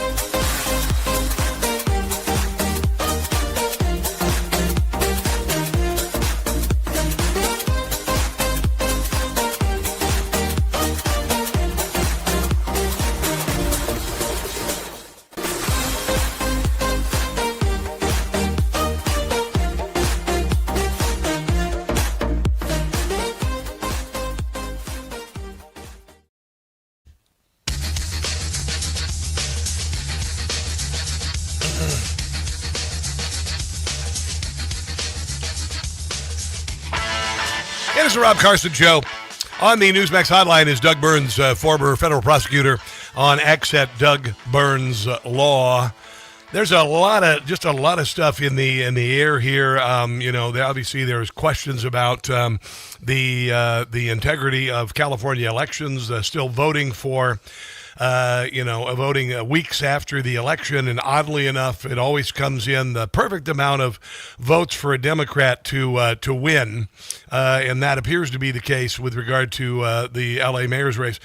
But right now, if I'm not mistaken, isn't the concept of no voting after and just making election day, isn't that being considered by the Supreme Court? Yes, absolutely, 100%. Yeah. California set up a system that was just absolutely looking for trouble, but as you noted, they set it up because it helps Democrats. If I understand it correctly, to every single person. When I was a kid, it was like, oh, so-and-so's voting absentee, they're going to be on a trip. Or so-and-so's uncle, he's in the military. But now every single person gets one because absentee ballots statistically favor Democrats. Next, if it's postmarked by Election Day, they can count it up to a week later. Next, there's some 30-day rule where counting can go on for 30 days. Yeah. But back to your observation, hopefully the Supreme Court will start cutting that back. There are legitimately complicated legal questions about who's really in charge of different elections and so forth. In the Constitution itself, I believe it says that federal elections are done time, manner, and place by state legislatures. This is a state election. But again, this California scenario that they put in is intolerable, and it must be changed. Now, Donald Trump is doing some things about this, an executive order with regard to mail-in ballots, because the United States Postal Service is in charge of delivering those ballots. So that should greatly increase, hopefully, the integrity of those who are... Yeah, okay, right. I didn't mean that to be funny. That's a classic. That's a classic, Rob Carson. Oh, now that the U.S. Post Office is involved, Rob, I feel much better. Yeah, I know. Well, they all give their money to the Postal Service Union, of course, give all their money to Democrats. So there is that. An activist federal judge on Friday ordered President Donald Trump's administration to restore exhibits at national parks featuring leftist ideology. This person is very, very left of center. Joe Biden's administration essentially decided to put a Maoist take on a lot of our monuments and whatnot, featuring leftist ideology that America is racist and awful and terrible and all of that nonsense. Do you suppose this could go to the Supreme Court? Yes, but this is beyond rich. Are you kidding me? To maintain with a straight face that you didn't engage in a tsunami campaign of taking down statues, renaming stuff, all in the interest of free speech. Now, in this lawsuit, it's amazing. In the documents, they claim with a straight face, you certainly don't want to erase history. Again, the hypocrisy is just unbelievable. It's insane. It's not going to stand, obviously, at the end of the day. I mean, we've seen over and over and over, so it's worth just analyzing it for a second, over and over and over, that these district judges are making decisions. And the good news, I'm being very optimistic legitimately, is that the courts of appeals around the United States have time and time again reversed them. And then the Supreme Court, makes conscientious rulings that make sense. But, I mean, you cannot maintain with a straight face that, he can't, block this stuff when you did the campaign that I described. 100%. It's you replace history with your own history. Then when you say take down that, they claim it's a restriction of free speech. It's ridiculous. Well, the thing is, quick interruption, their platform is very, very simple. Free speech is wonderful. Yes. Until I disagree with it. 100%. Finally, Supreme Court rejects Carter Page's last-ditch effort to hold James Comey and his FBI cronies accountable for Russia hoax. Carter Page's attempt to revive his lawsuit against FBI Director James Comey and 7 other FBI officials over their roles in the abusive FISA surveillance. Without comment or explanation, the Supreme Court basically threw it in the garbage. What do you know? This is not really that political because it highlights the distinction between procedural rulings and rulings on the merits. I want your audience to understand, your listeners, that this was not a ruling that said the case didn't have merit. What happened was the district court in Washington, D.C., there you go again, to quote President Reagan. But the point is, they dismissed it on statute of limitations grounds. I'll be fair in saying that the Circuit Court of Appeals affirmed that, but again, the D.C. Circuit is quite liberal and very, very anti-Trump. And then the Supreme Court said they're not going to take it up, which is not tantamount to giving any kind of opinion whether it's good, bad, or indifferent. So it's an unfortunate situation for Carter Page because, in my opinion, obviously he had meritorious claims, Rob. One other thing, an insane socialist Marxist running for mayor in Washington, D.C., Donald Trump says if she wins, he will take away home rule and federalize the District of Columbia. What sort of roadblocks does he face there? Because she will destroy the city if she can. Well, here's a really out there prediction by me, Rob. There'll be lawsuits. Okay. Yeah, I know. Big surprise. I mean, there'll be lawsuits left and right. Yeah. That's a complicated issue, obviously. Yeah, The District of Columbia is a federal enclave. It's not a state. Everybody knows that. But the point is, it gets very, very complicated. Like in the U.S. Attorney's Office, real quick, you have the federal side and the local side. There's no local DA because it's not a state. So if, Trump right there, he always does this, and it's fine. He pokes them in the eye. He says stuff like this. They melt down on MSNOW over and over. Yes. Andrew Weissman starts lecturing. He can't do that. Thank you, Andrew. That was helpful. Yes. And then we go from there. But the point is, he will not do that, is my crystal ball prediction. All right, very good. Doug, I appreciate you, man. Have a glorious rest of your week. Thank you. Thank you, sir. Appreciate it. All right, let's take a break and come back. This is the Rob Carson Show.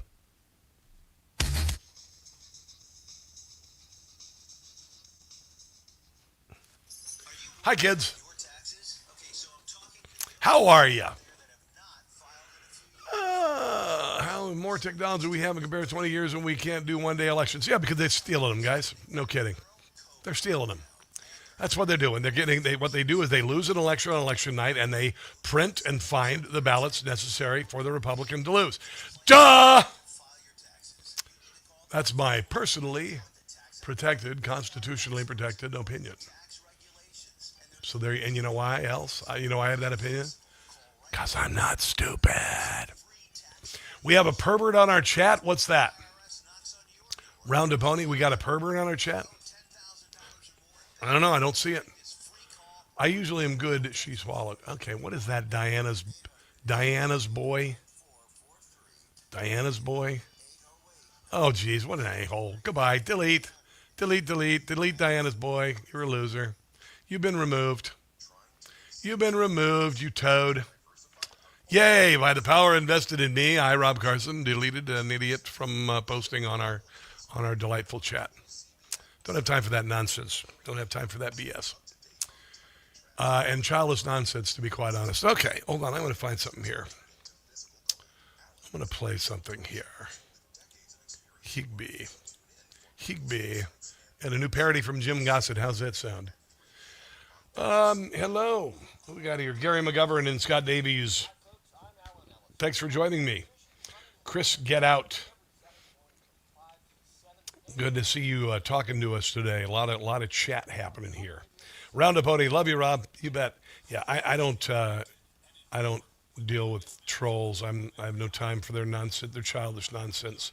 So I get rid of them right away. Right away. You're done. It's like a disruptive pupil causing a ruckus. Here we go.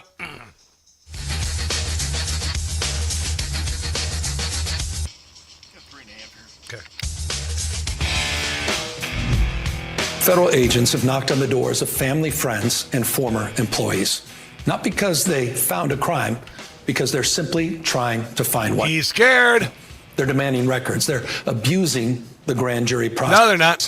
Digging through years and years of random documents. Yeah, how are you able to afford an $8 million mansion on your wife and your salaries? Federal Governor Gavin Newsom now under federal investigation. He just put out a video statement and condemned President Donald Trump. Newsom and wife are under strife. Did they pay all their taxes? Jim Gossett. The DOJ will have a say. if they evaded taxes. They hatched a scheme, were quite a team. Nonprofit looks real shady. Yeah. Trump they blame, they have no shame. Gavin and his lady. I want to go to jail. The real source, not Trump, of course, came from a whistleblower.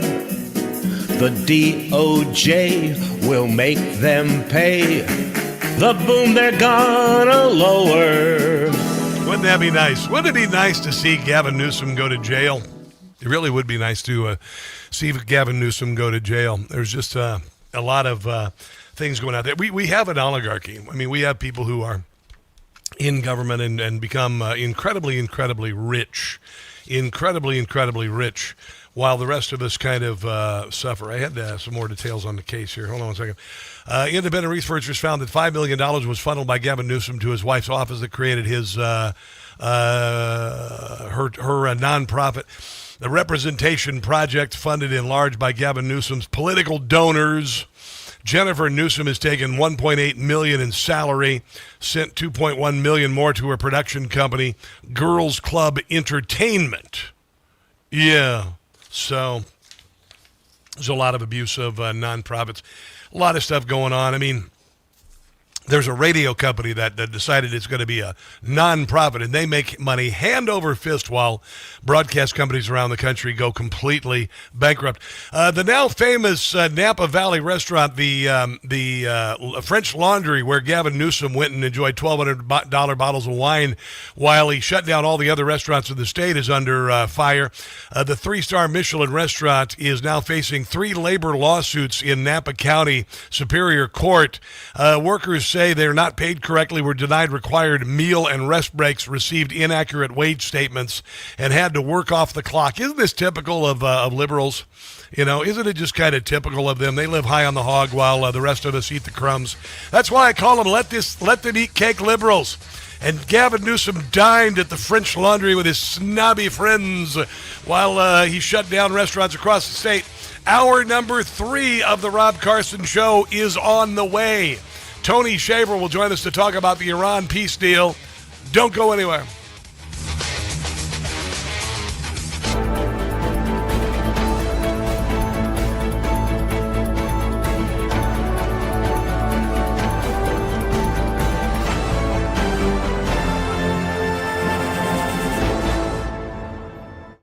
The Rob Carson Show is presented by Paramount Plus.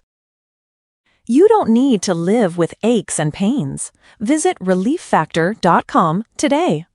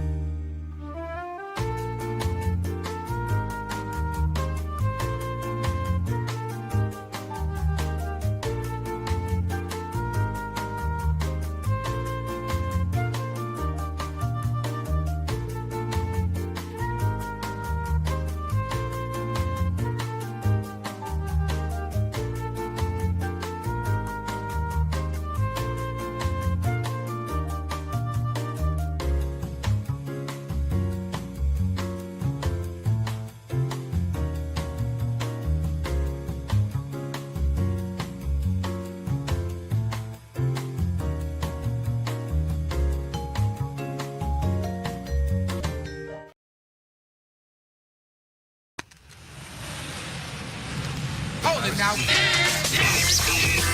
You are about to hear the most interesting, informative, thought-provoking, and funny show in America. On air and on the World Wide Web. This is the Rob Carson Show. This is hour number 3 of the Rob Carson Show. Joining us at the bottom of the hour is one of our favorite guests, Tony Shaffer, president of Project Sentinel. We're going to talk about this new deal that Donald Trump is doing against Iran. Iran is now the Bumble from Rudolph the Red-Nosed Reindeer that's been defanged, and they shoved it off a cliff. That's Iran right now, and unlike Barack Obama, instead of just giving them money and taking their word for everything, Donald Trump took their teeth out. Kicked their teeth in, I should say, got rid of their military-industrial complex, killed their Ayatollah, then made the gay one into cardboard, and sank their navy, and shut down their ports, and played it artfully. There was only about 6 weeks of combat, and then it's been 9-10 weeks of ceasefire, and we had to hit them again this weekend just to kick that last molar out, and now they come to the table. So here is the president at the G7 talking about the Democrats, of course, who have been fighting since day one, because the Democrats are awful, and they don't want a Middle East peace if Donald Trump is in charge of it, if Donald Trump makes it happen. They don't want anything good to happen if Donald Trump is going to get credit for it. That's just the way they're doing it. So the reflecting pool, for instance, is now gorgeous. It's going to be beautiful. Washington, D.C. is clean and spotless. The fountains are no longer being used as urinals. There are no homeless encampments. There's no graffiti.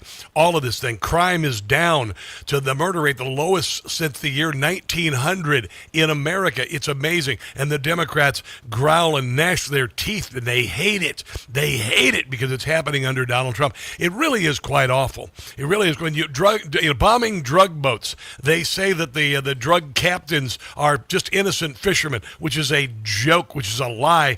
They caterwauled when Maduro was taken out of Venezuela. They caterwauled about it. They hate that Donald Trump is going to bring freedom to Cuba, and they're trying to go around Donald Trump to make sure that the Cuban regime can survive, the communist regime can survive. I can go on and on about this awful, awful Democrat Party. Of course, it culminated in them trying to get rid of the UFC fight that happened on the White House grounds. They hated it. And then ultimately their vitriol caused a group of individuals, now we know, to try to plot to murder maybe hundreds of people at the UFC event, because there's a thing called stochastic terror.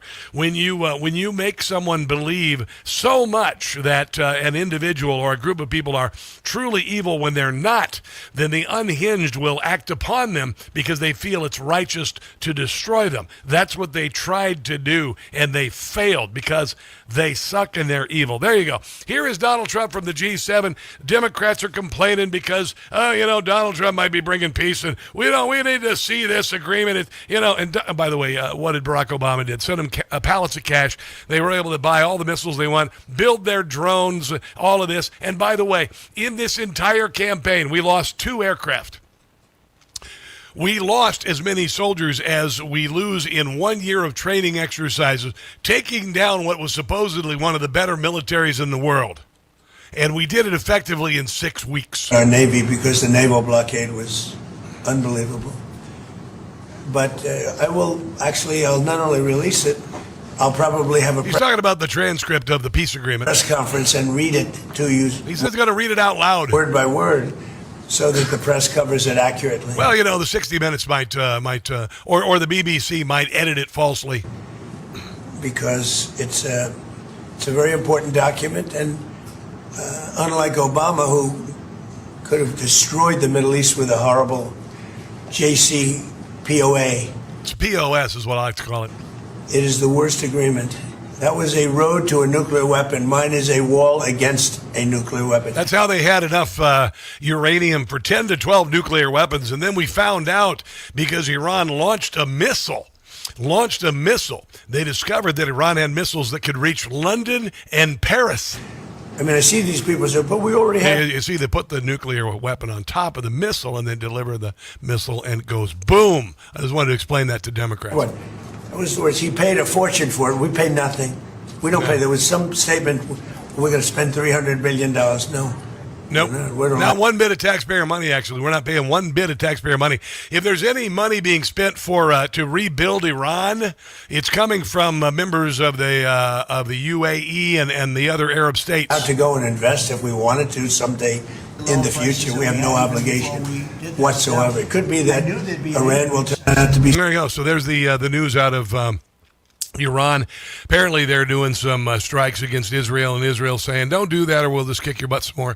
So there you go. That's what's happening with regard to happening over there. Of course, Barack Obama is very upset about it because he's made to look like a fool because he is one. Here's Jim Gossett as Barack Obama. Whine on about Trump's deal with Iran. You're a terrible president. Proves that Obama's jealous and envious and one real petty man. Neville Chamberlain. Trump did what I could never do. I had no plan. No, you didn't. So I'll whine on about Trump's new deal with Iran. Boo friggity who? My deal gave away the whole store. Iran got billions from us to make a lot of weapons and fund even more. They did.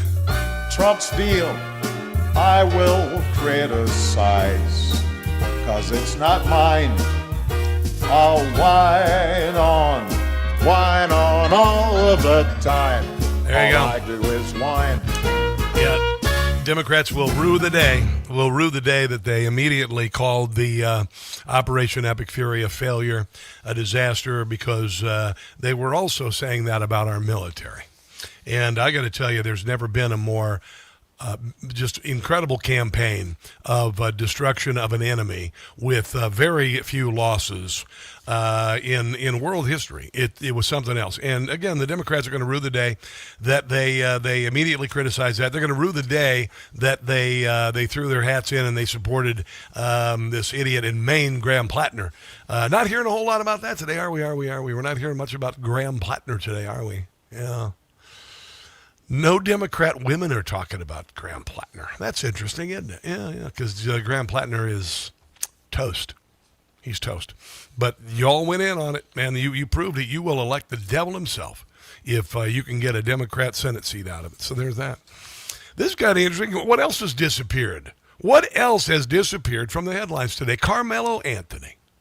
Yeah, he murdered a guy. He murdered a guy in cold blood, was found guilty of murdering a guy. They tried to bring race in it, and they wanted to set the country on fire again like they did in the summer of 2020, but the case was so unbelievably obvious that even Stephen A. Smith said, well, duh, it was murder. Carmelo Anthony murdered Austin Metcalf. There is no other way to slice it. Wow. How else do you explain, or can you explain? You at a track meet, appearing in a visitor's tent. Yeah. Austin Metcalf and his brother, according to reports, come over to you asking you to leave. Yeah. Because you're sitting under their tent. An argument ensues. Folks have said it spanned more than 5-6 minutes. Others said it went as long as 15. A two-hand shove is believed to have happened by one witness. Another witness said it was a one-hand shove. There were black witnesses who said that Carmelo murdered him. How does that justify Carmelo Anthony pulling out a knife and stabbing Austin Metcalf? Yeah, there you go. Stabbed him so hard he pulled the segments of bone from him. And he died in his brother's arms. And then all these people went outside. All the Black Panther rehashes from the 60s were out there, just claiming just sickening things. They're urinating on Austin Metcalf's grave last week. The really sad and pathetic thing is his family were so awful. Carmelo Anthony's family are so bloody awful. While their son is in jail and they're saying their son is innocent, they raised $700,000 online for his defense, and they blew every damned bit of it. While their son sat in jail, they partied their butts off. They bought a $150,000 Escalade and moved into a $900,000 house while their son was sitting in jail. His life on the line. Rather than spending money on a defense, which wouldn't have worked because he was obviously guilty, they partied. That's why Carmelo Anthony is such an awful human being and is going to spend his life in jail. At least 35 years, maybe out in half of that. We'll see. But his family, they are awful. And where are the headlines? Where's the crowds? Where's the burning of the cities? Where's the looting and stuff that happened in 2020? It's not happening. It's not happening. This is a guy named John McWhorter.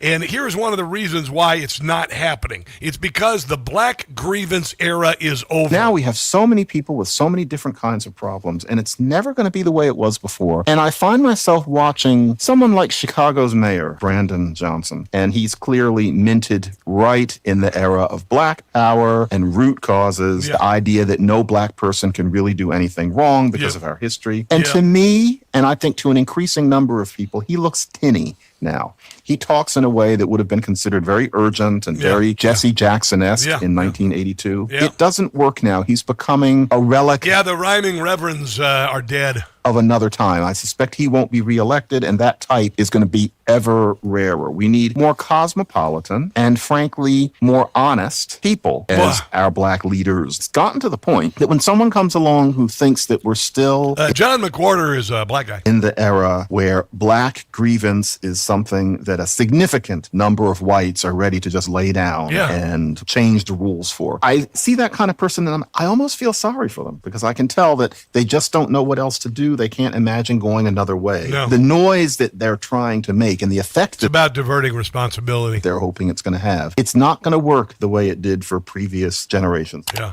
That's why nobody's talking about Carmelo Anthony today. Let's take a break and come back. This is the Rob Carson Show.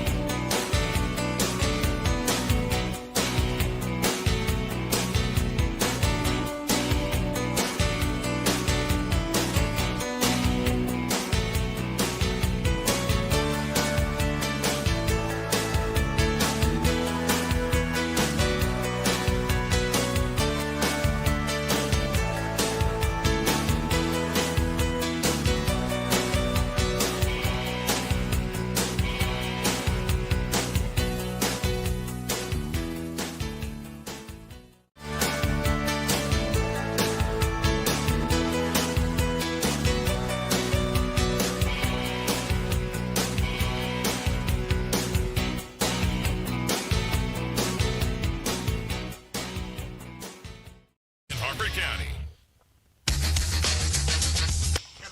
Okay.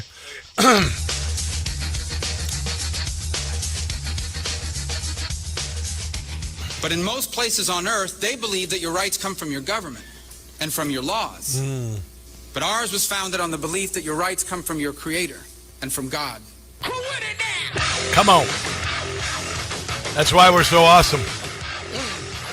First Amendment backed up by the Second Amendment. That's what made America great. That's why civilizations existed with the same natural resources, the same human capital for millennia.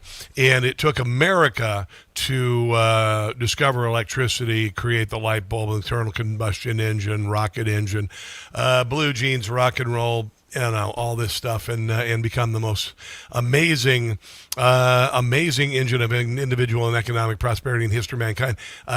Without America, we'd still be using the streets as a latrine, like they do in Chicago and Philadelphia and San Francisco. The White House, a long time ago, back in 1904. Did you know that? Yeah. For most of Theodore Roosevelt's presidency, he kept a secret. He was partially blind in his left eye. He had a boxing match in the White House, and he did the fighting. He was such a badass. Teddy Roosevelt was he was like, what? Yeah. There you go. So this happened years and years ago, way back when. The last time it was said against the backdrop of a presidency also marked by controversy over raising sections of the executive mansion during his roughly 7.5 years in office. Roosevelt frequently invited aides, friends, and even professional athletes to the executive mansion to engage in all manners of sportsmanlike battery and barbarity.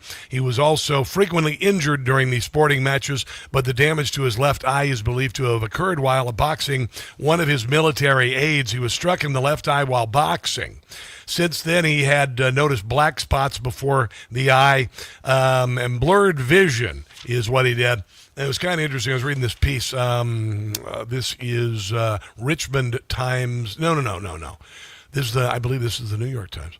Anyway, it's a piece by Ted Muldoon, who sounds like a boxer, doesn't he? Ted Muldoon, light heavyweight Ted Muldoon. Reporters scrambled to cover the identity of the young captain of artillery who delivered the blow, but it turns out he was Colonel Dan T. Moore, not Dainty Moore, not Denty Moore, like the stew in a can, which I've never eaten. Not even interested in eating. I can imagine it tastes a lot like dog food. Nothing against Denty Moore beef stew, but no. There you go. Dan T. Moore, cousin of the First Lady Edith Roosevelt. Roosevelt's injury had been such a secret, had been kept from Moore. He said, I never knew the colonel had lost the sight of one eye in the glove bout until I read the interview the other day, Moore told the Evening Star, and I certainly do hate to think I was responsible for it. No, it's all right. Teddy Roosevelt wanted to fight, and you kicked his butt. You should be proud of it. I thought that was kind of cool. That's like a Paul Harvey rest of the story kind of thing there. Sorry, Gen Z, you don't know who that is. But anyway, he used to do this thing. It was kind of cool. Barack Obama is not paying black contractors at the Obama Library. Did you know about this? Subcontractors are claiming they haven't been paid yet for the work on the project. So many of our black contractors are complaining about they have not got their money. But the other side of it, a lot of the black community and the newspapers do not know that these people have... Well, what do they call it when you make black people do work and they don't get any money for it? What the hell do they call that? There was something historical that was called. It rhymed with bravery, I think. Here's Mike Owens. He's one of the contractors who's literally going broke because he hasn't been paid. And unfortunately, this is not to embarrass anybody, but this is just to make sure that the truth gets told out here of what has happened here. To the companies that poured their heart and soul into getting this job complete and operational. We were made to cut all the insulation off of the piping for the storm system, and then forced to retest areas that did not need to be tested. In turn, Adamson had to go back and redo work that caused a tremendous financial strain on the company to the tune of nearly $900,000. That hit alone is something very hard to recover from. especially on a job this size. Yeah, this is, again, Mike Owens. It's interesting, the Obama, the people in charge of this, they insisted on contractors, that were minority contractors and all that, and then they screwed them over. Financially, our reserves have been completely drained. Yeah. We are barely getting by right now. Wow. Unfortunately, we're probably going to have to lay off union workers here in the short term so that we can regroup and lick our wounds and hopefully live to fight another day.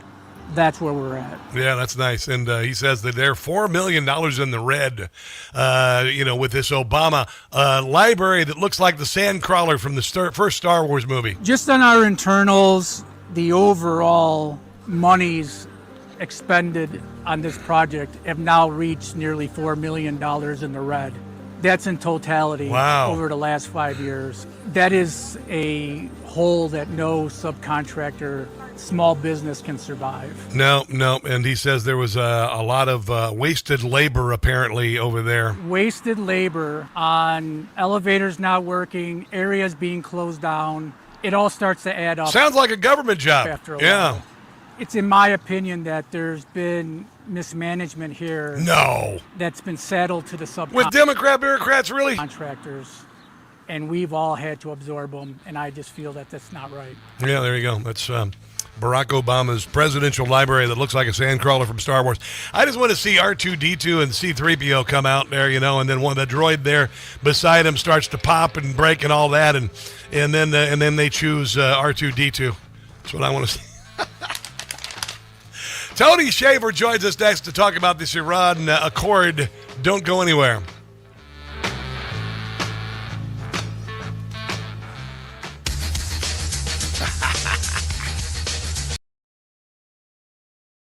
The Rob Carson Show is presented by Paramount Plus. The Agency. All episodes streaming June 21st on Paramount Plus. In the world of espionage, truth is a moving target, and every decision carries a dangerous consequence. This new mission explores what it means to live as a double agent, twice the lies, twice the risk. The lines between ally and enemy blur like never before, and survival depends on trusting no one. Starring Michael Fassbender, Jeffrey Wright, Jodie Turner-Smith, and Richard Gere. Don't miss The Agency. All episodes streaming June 21st on Paramount Plus.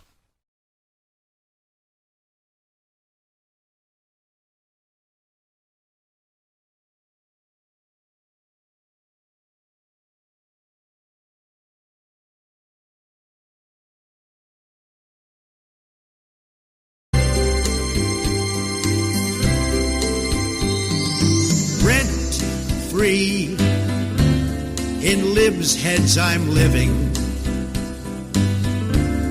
the fits I am giving to Whoopi, Sunny, and Joy. Rent free, I'm occupying. Rosie is lying. She says I'm not in her head. Break free, they simply can't do it.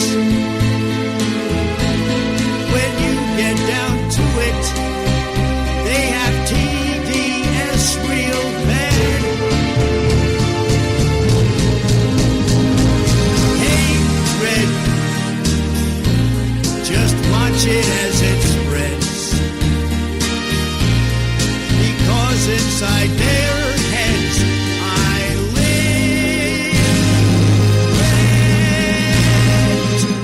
Rent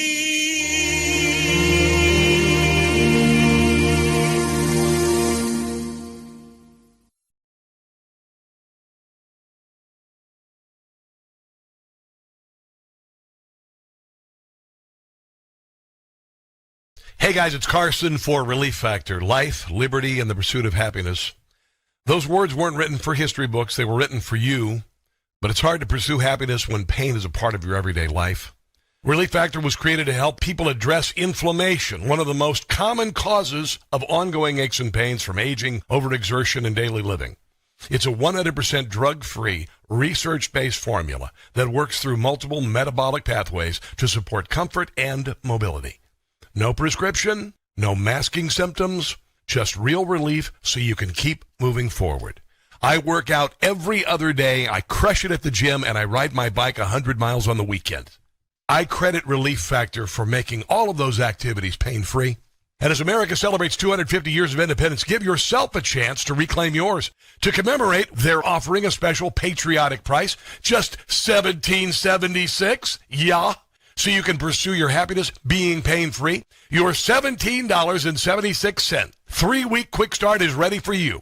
Visit ReliefFactor.com or call 800-4-RELIEF. That's ReliefFactor.com or 800-4-RELIEF.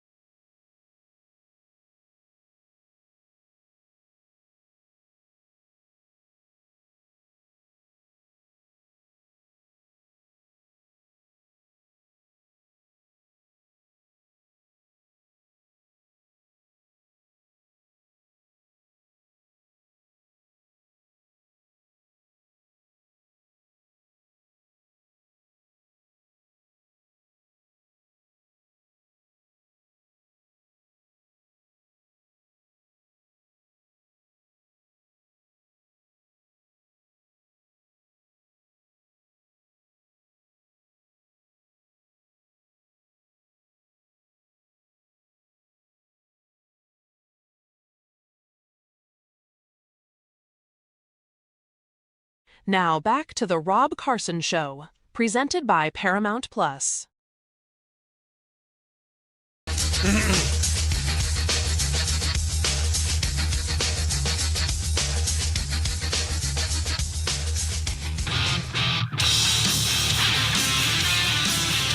A little whiskey in a jar. Metallica. Love it. Come on. So I posted pictures of me dancing at my own peril. I'll just do that. I was down on King Street in Old Town Alexandria, across from our nation's capital, Saturday night while the TDS fight was. The UFC fight was happening, and I posted it because. I just had a lot of fun, and I was surrounded by joyous people who were there to celebrate America's history. There were tall ships down there, and a lot of people in town for the FIFA, for the World Cup of soccer that's going on around the country, and people are loving America. And there were a lot of people there from Central and South America. I believe Brazil was represented, and they were playing music, and I ended up being dragged out in there and dancing. And yeah, I know I look like a middle-aged guy who probably needs to lose 25 pounds. I get it. But it was really fun. It was really fun. And you can see it on all my social media. If you don't have anything better to do with your time, do that. I am told that Lieutenant Colonel Tony Shaver joins us on the Newsmax hotline. Of course, he is the president of Project Sentinel, 2020 campaign national security advisor for Donald Trump. Lieutenant Colonel Tony Shaver, how you doing today, sir?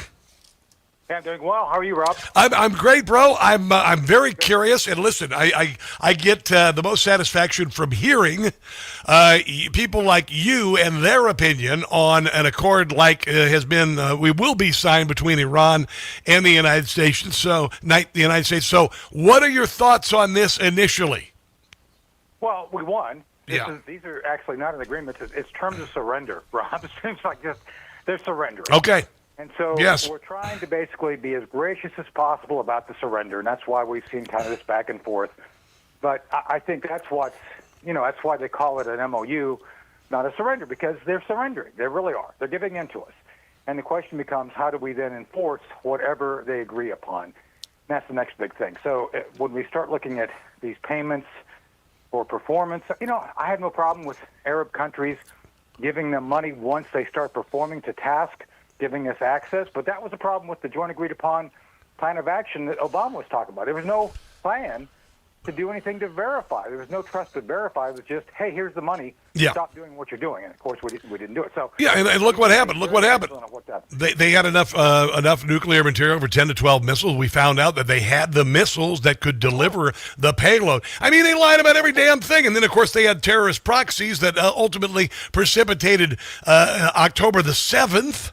So Barack Obama saying that, I mean, it's laughable that he would say that this deal wasn't as good as his deal.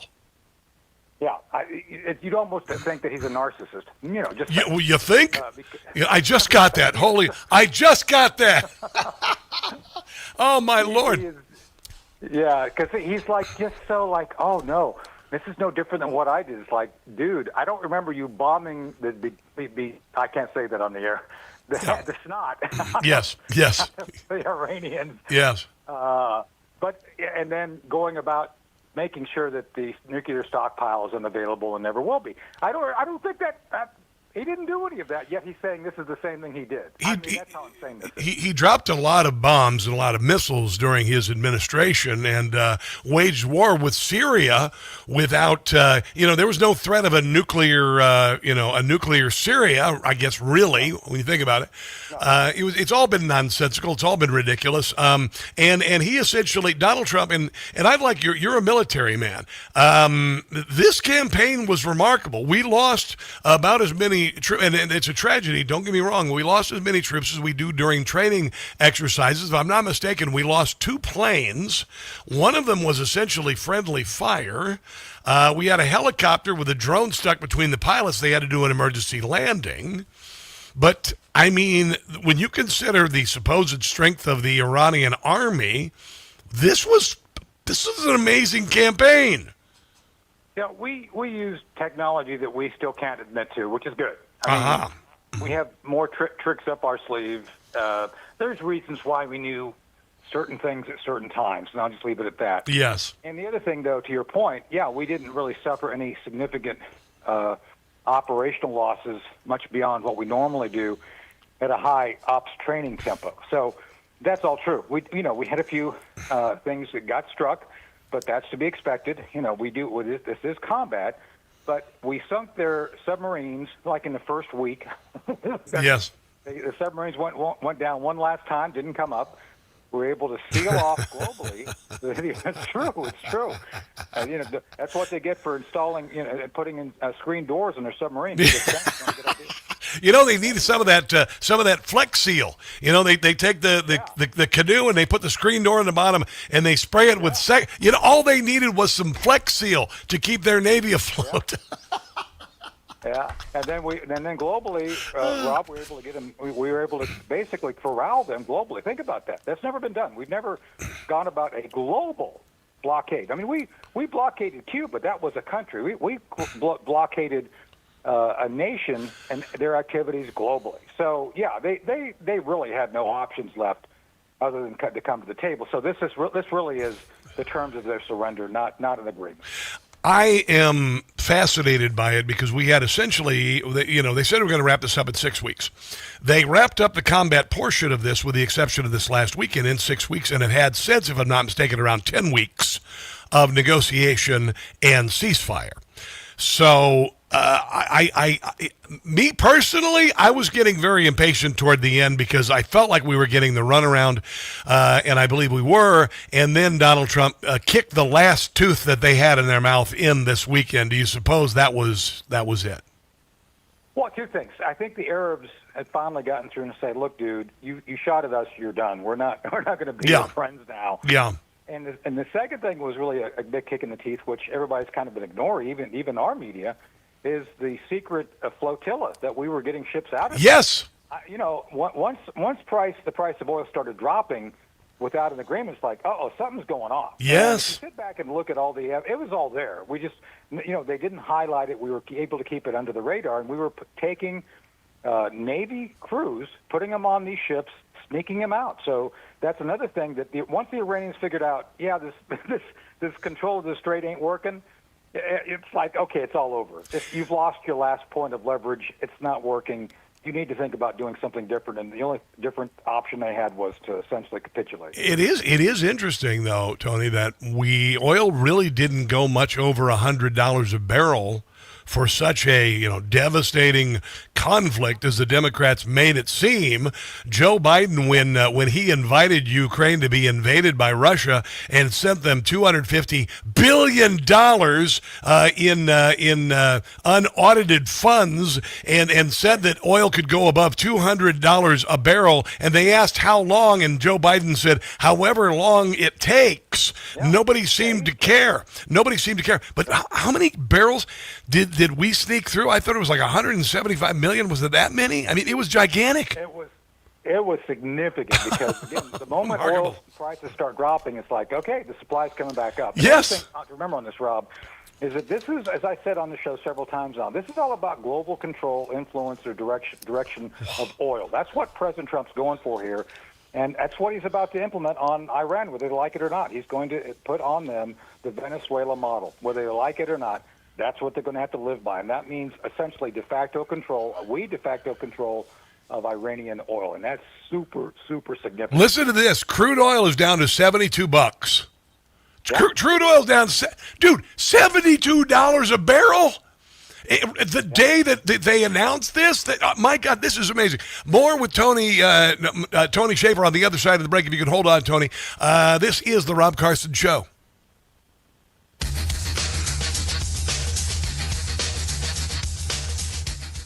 David was in big trouble.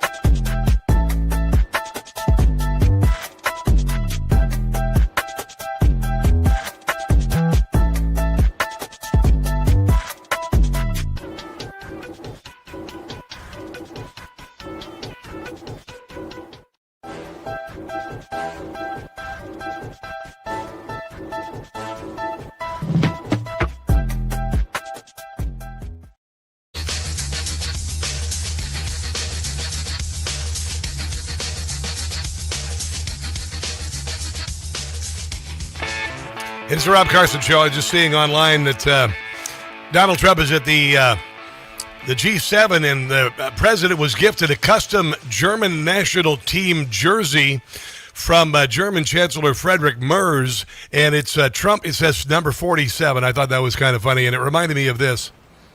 It's good to be the king. It is good to be the king. Donald Trump is like the king, and this is how they treat him around the world. We got some renewed respect right now. Of course, we've got Tony Shaffer on the phone, Lieutenant Colonel Tony Shaffer, talking about the Iran deal. I saw that I was seeing the Citizen Free Press said that a major sticking point is Israel will not pull troops from Lebanon, and Iran says no deal. What do you know about that?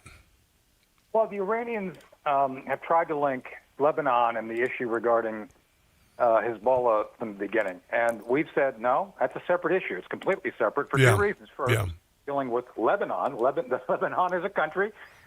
We don't control Lebanon, and we don't control the Israelis. So it's kind of like, your deal is with us, Iran, not them. And if you're basically admitting that Hezbollah is a terror proxy, then shame on you, but still not our issue. You need, that's up to them to deal with. Yeah. And the solution remains, I think, to be one that I've suggested. I think that the administration is now saying this too. Lebanon needs to be the one who works with the Israelis to eliminate Hamas. This is not something we should be involved in. And so, as far as I'm concerned, the Iranians can find all they want, but the deal's with us, not the Iranians. Not the Israelis or the Lebanese. So there's like $300 billion supposedly coming from Arab countries. Is this like a Marshall Plan, essentially? What's going on with this? It is. Okay. Yeah, so the first $24 billion is supposed to come from Qatar and Oman. And these are funds that the Arabs will control, and it'll be their due diligence to work. We will be verifying everything every step of the way. And what's different, again, is that there's a performance measurement in this. The Iranians have to give us access or do certain things to make sure that they get the money. This is performance-based. It's like you, Rob. If if our boss came to you and said, "Hey, you need to grow your audience a certain percentage," you don't grow it, you don't get the bonus. If you grow it there, you get the bonus. Something like that. So that's what's going on here. And the Arab nations have pledged up to $300 billion to kind of help get Iran back into the good graces of this country. And by the way, again, this is kind of the Venezuela model. We've been working with our allies in Latin America to help rebuild Venezuela. So this is not significantly different. This is very interesting. It's almost like, kind of like what happened after World War II with Japan and Germany to some degree. I spoke to your fellow veteran Blaine Holt yesterday about this, and Blaine is optimistic that the military will depose to some degree the IRCG. The Kurds can get involved with this, and we could see kind of a free Iran again. Are you optimistic about that happening? Yes, I think the common enemy to everybody you just mentioned is the IRGC. The IRGC is the common enemy. They are the enemy. They are the enemy of Western civilization. They're the enemy of the Arab coalition, of the Israelis. They're the enemy of the Iranian people. Remember, the basic, they represent about 6% of the population, the Shia. And so you basically had a country prisoner to the 6% of the mullahs. And so I think if you look just at the demographics, with a little momentum, going after the IRGC is the best course of action to eliminate the threat to everybody in the region. I was walking down King Street here in Old Town Alexandria, and I see this art store and rug store. And I walk in last week, and I am greeted by 4 ebullient, fantastic people with thick Persian accents, and they're all like, "Welcome to our store." They made me feel so welcome, and I turn and I see a framed photo of the Shah.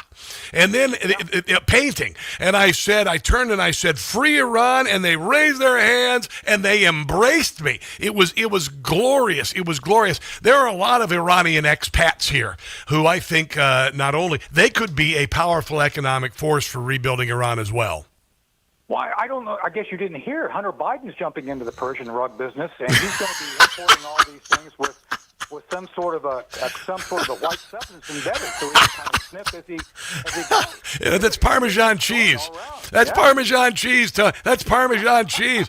Let me ask you this. The next thing I guess is Cuba. What's the next shoe to drop with Cuba?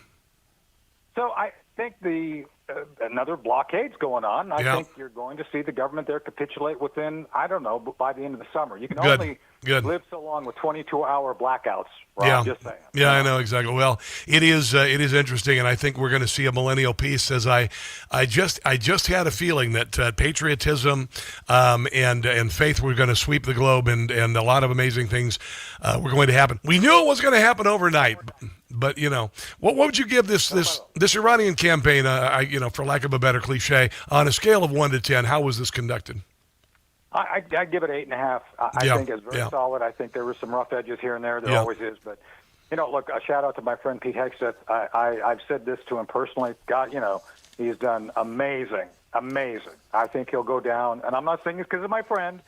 I think he'll go down as one of the top, most effective secretaries of war ever. Just saying. Well, I appreciate your take on all of this. I know you have a lot of inside information that most don't, and that's why I value you, your common sense, and your perspective. It's always great to have you on, Tony Shaffer. I appreciate you, man. Right. Yeah, absolutely. Let's take a break and come back. This is the Rob Carson Show.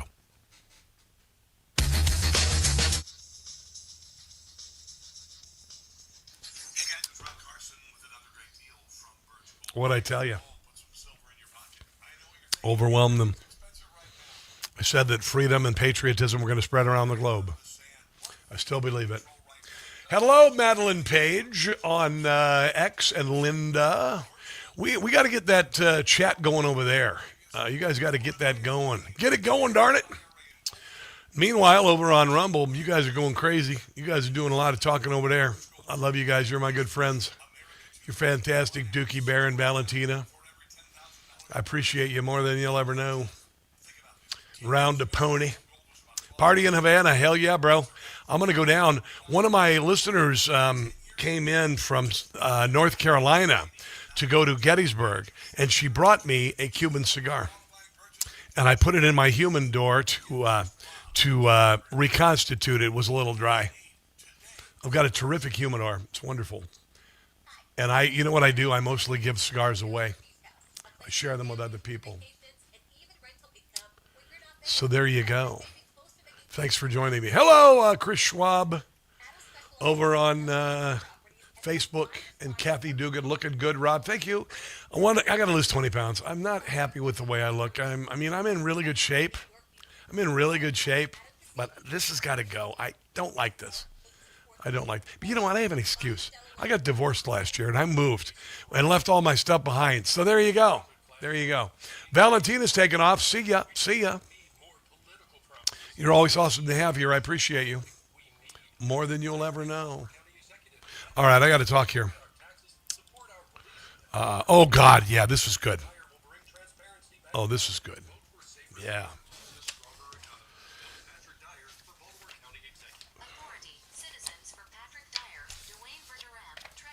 We got something to talk about here.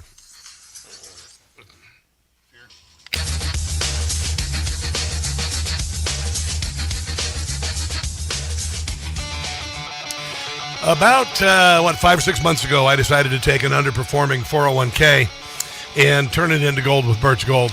I literally got it from selling cars, and it wasn't doing anything. I don't know what the heck they invest their money in. It was crap. And so I said, you know what? I'm done. I'm investing in Birch Gold. So I invested, and I gave it all. I just said, all gold, do it now. And they did. And I'm just going to let it ride until I retire in about 10 years. There you go. If you've got that going on, or you've got an IRA in physical gold, or not in physical gold, you want to diversify, gold is a great way to do it. It was only $1,200 10 years ago. It's $4,500 now, and it went through a meteoric rise the last 3 or 4 years. So will it take off again? I believe it will, because it has. It's been amazing, and it offers some security that a lot of other investments do not. It's always been precious. The precious.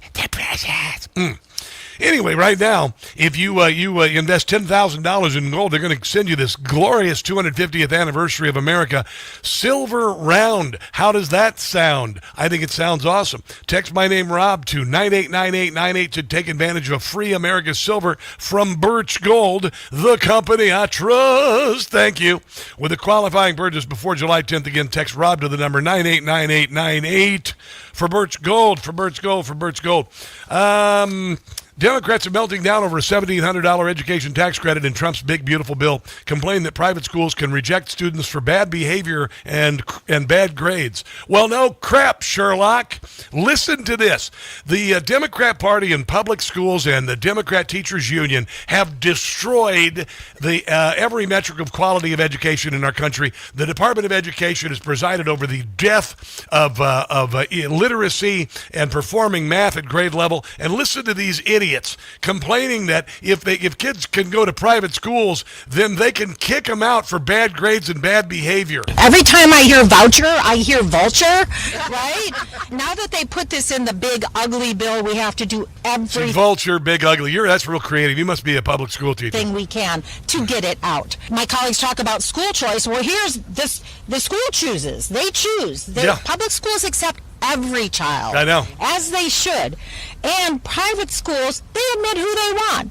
They can reject students based on their grades or their behavior. Yeah, there you go. Their grades or the behavior. If you suck, you're not allowed in. Their religion, if they're LGBTQI+, if they have a disability. No, that's all illegal, you say. But the grades and behavior, absolutely 100%. You got to earn your way in. It's called merit. It's called merit. And honestly, how about shut up? You destroyed, the last 40 years, destroyed every metric of quality of education in America. That's why they're getting rid of the DEA. Thank you very much. Or the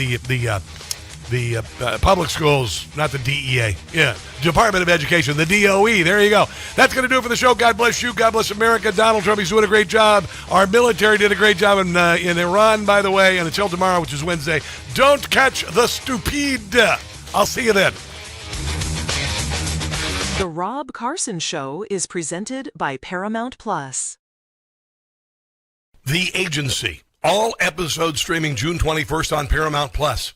In the world of espionage, truth is a moving target, and every decision carries a dangerous consequence.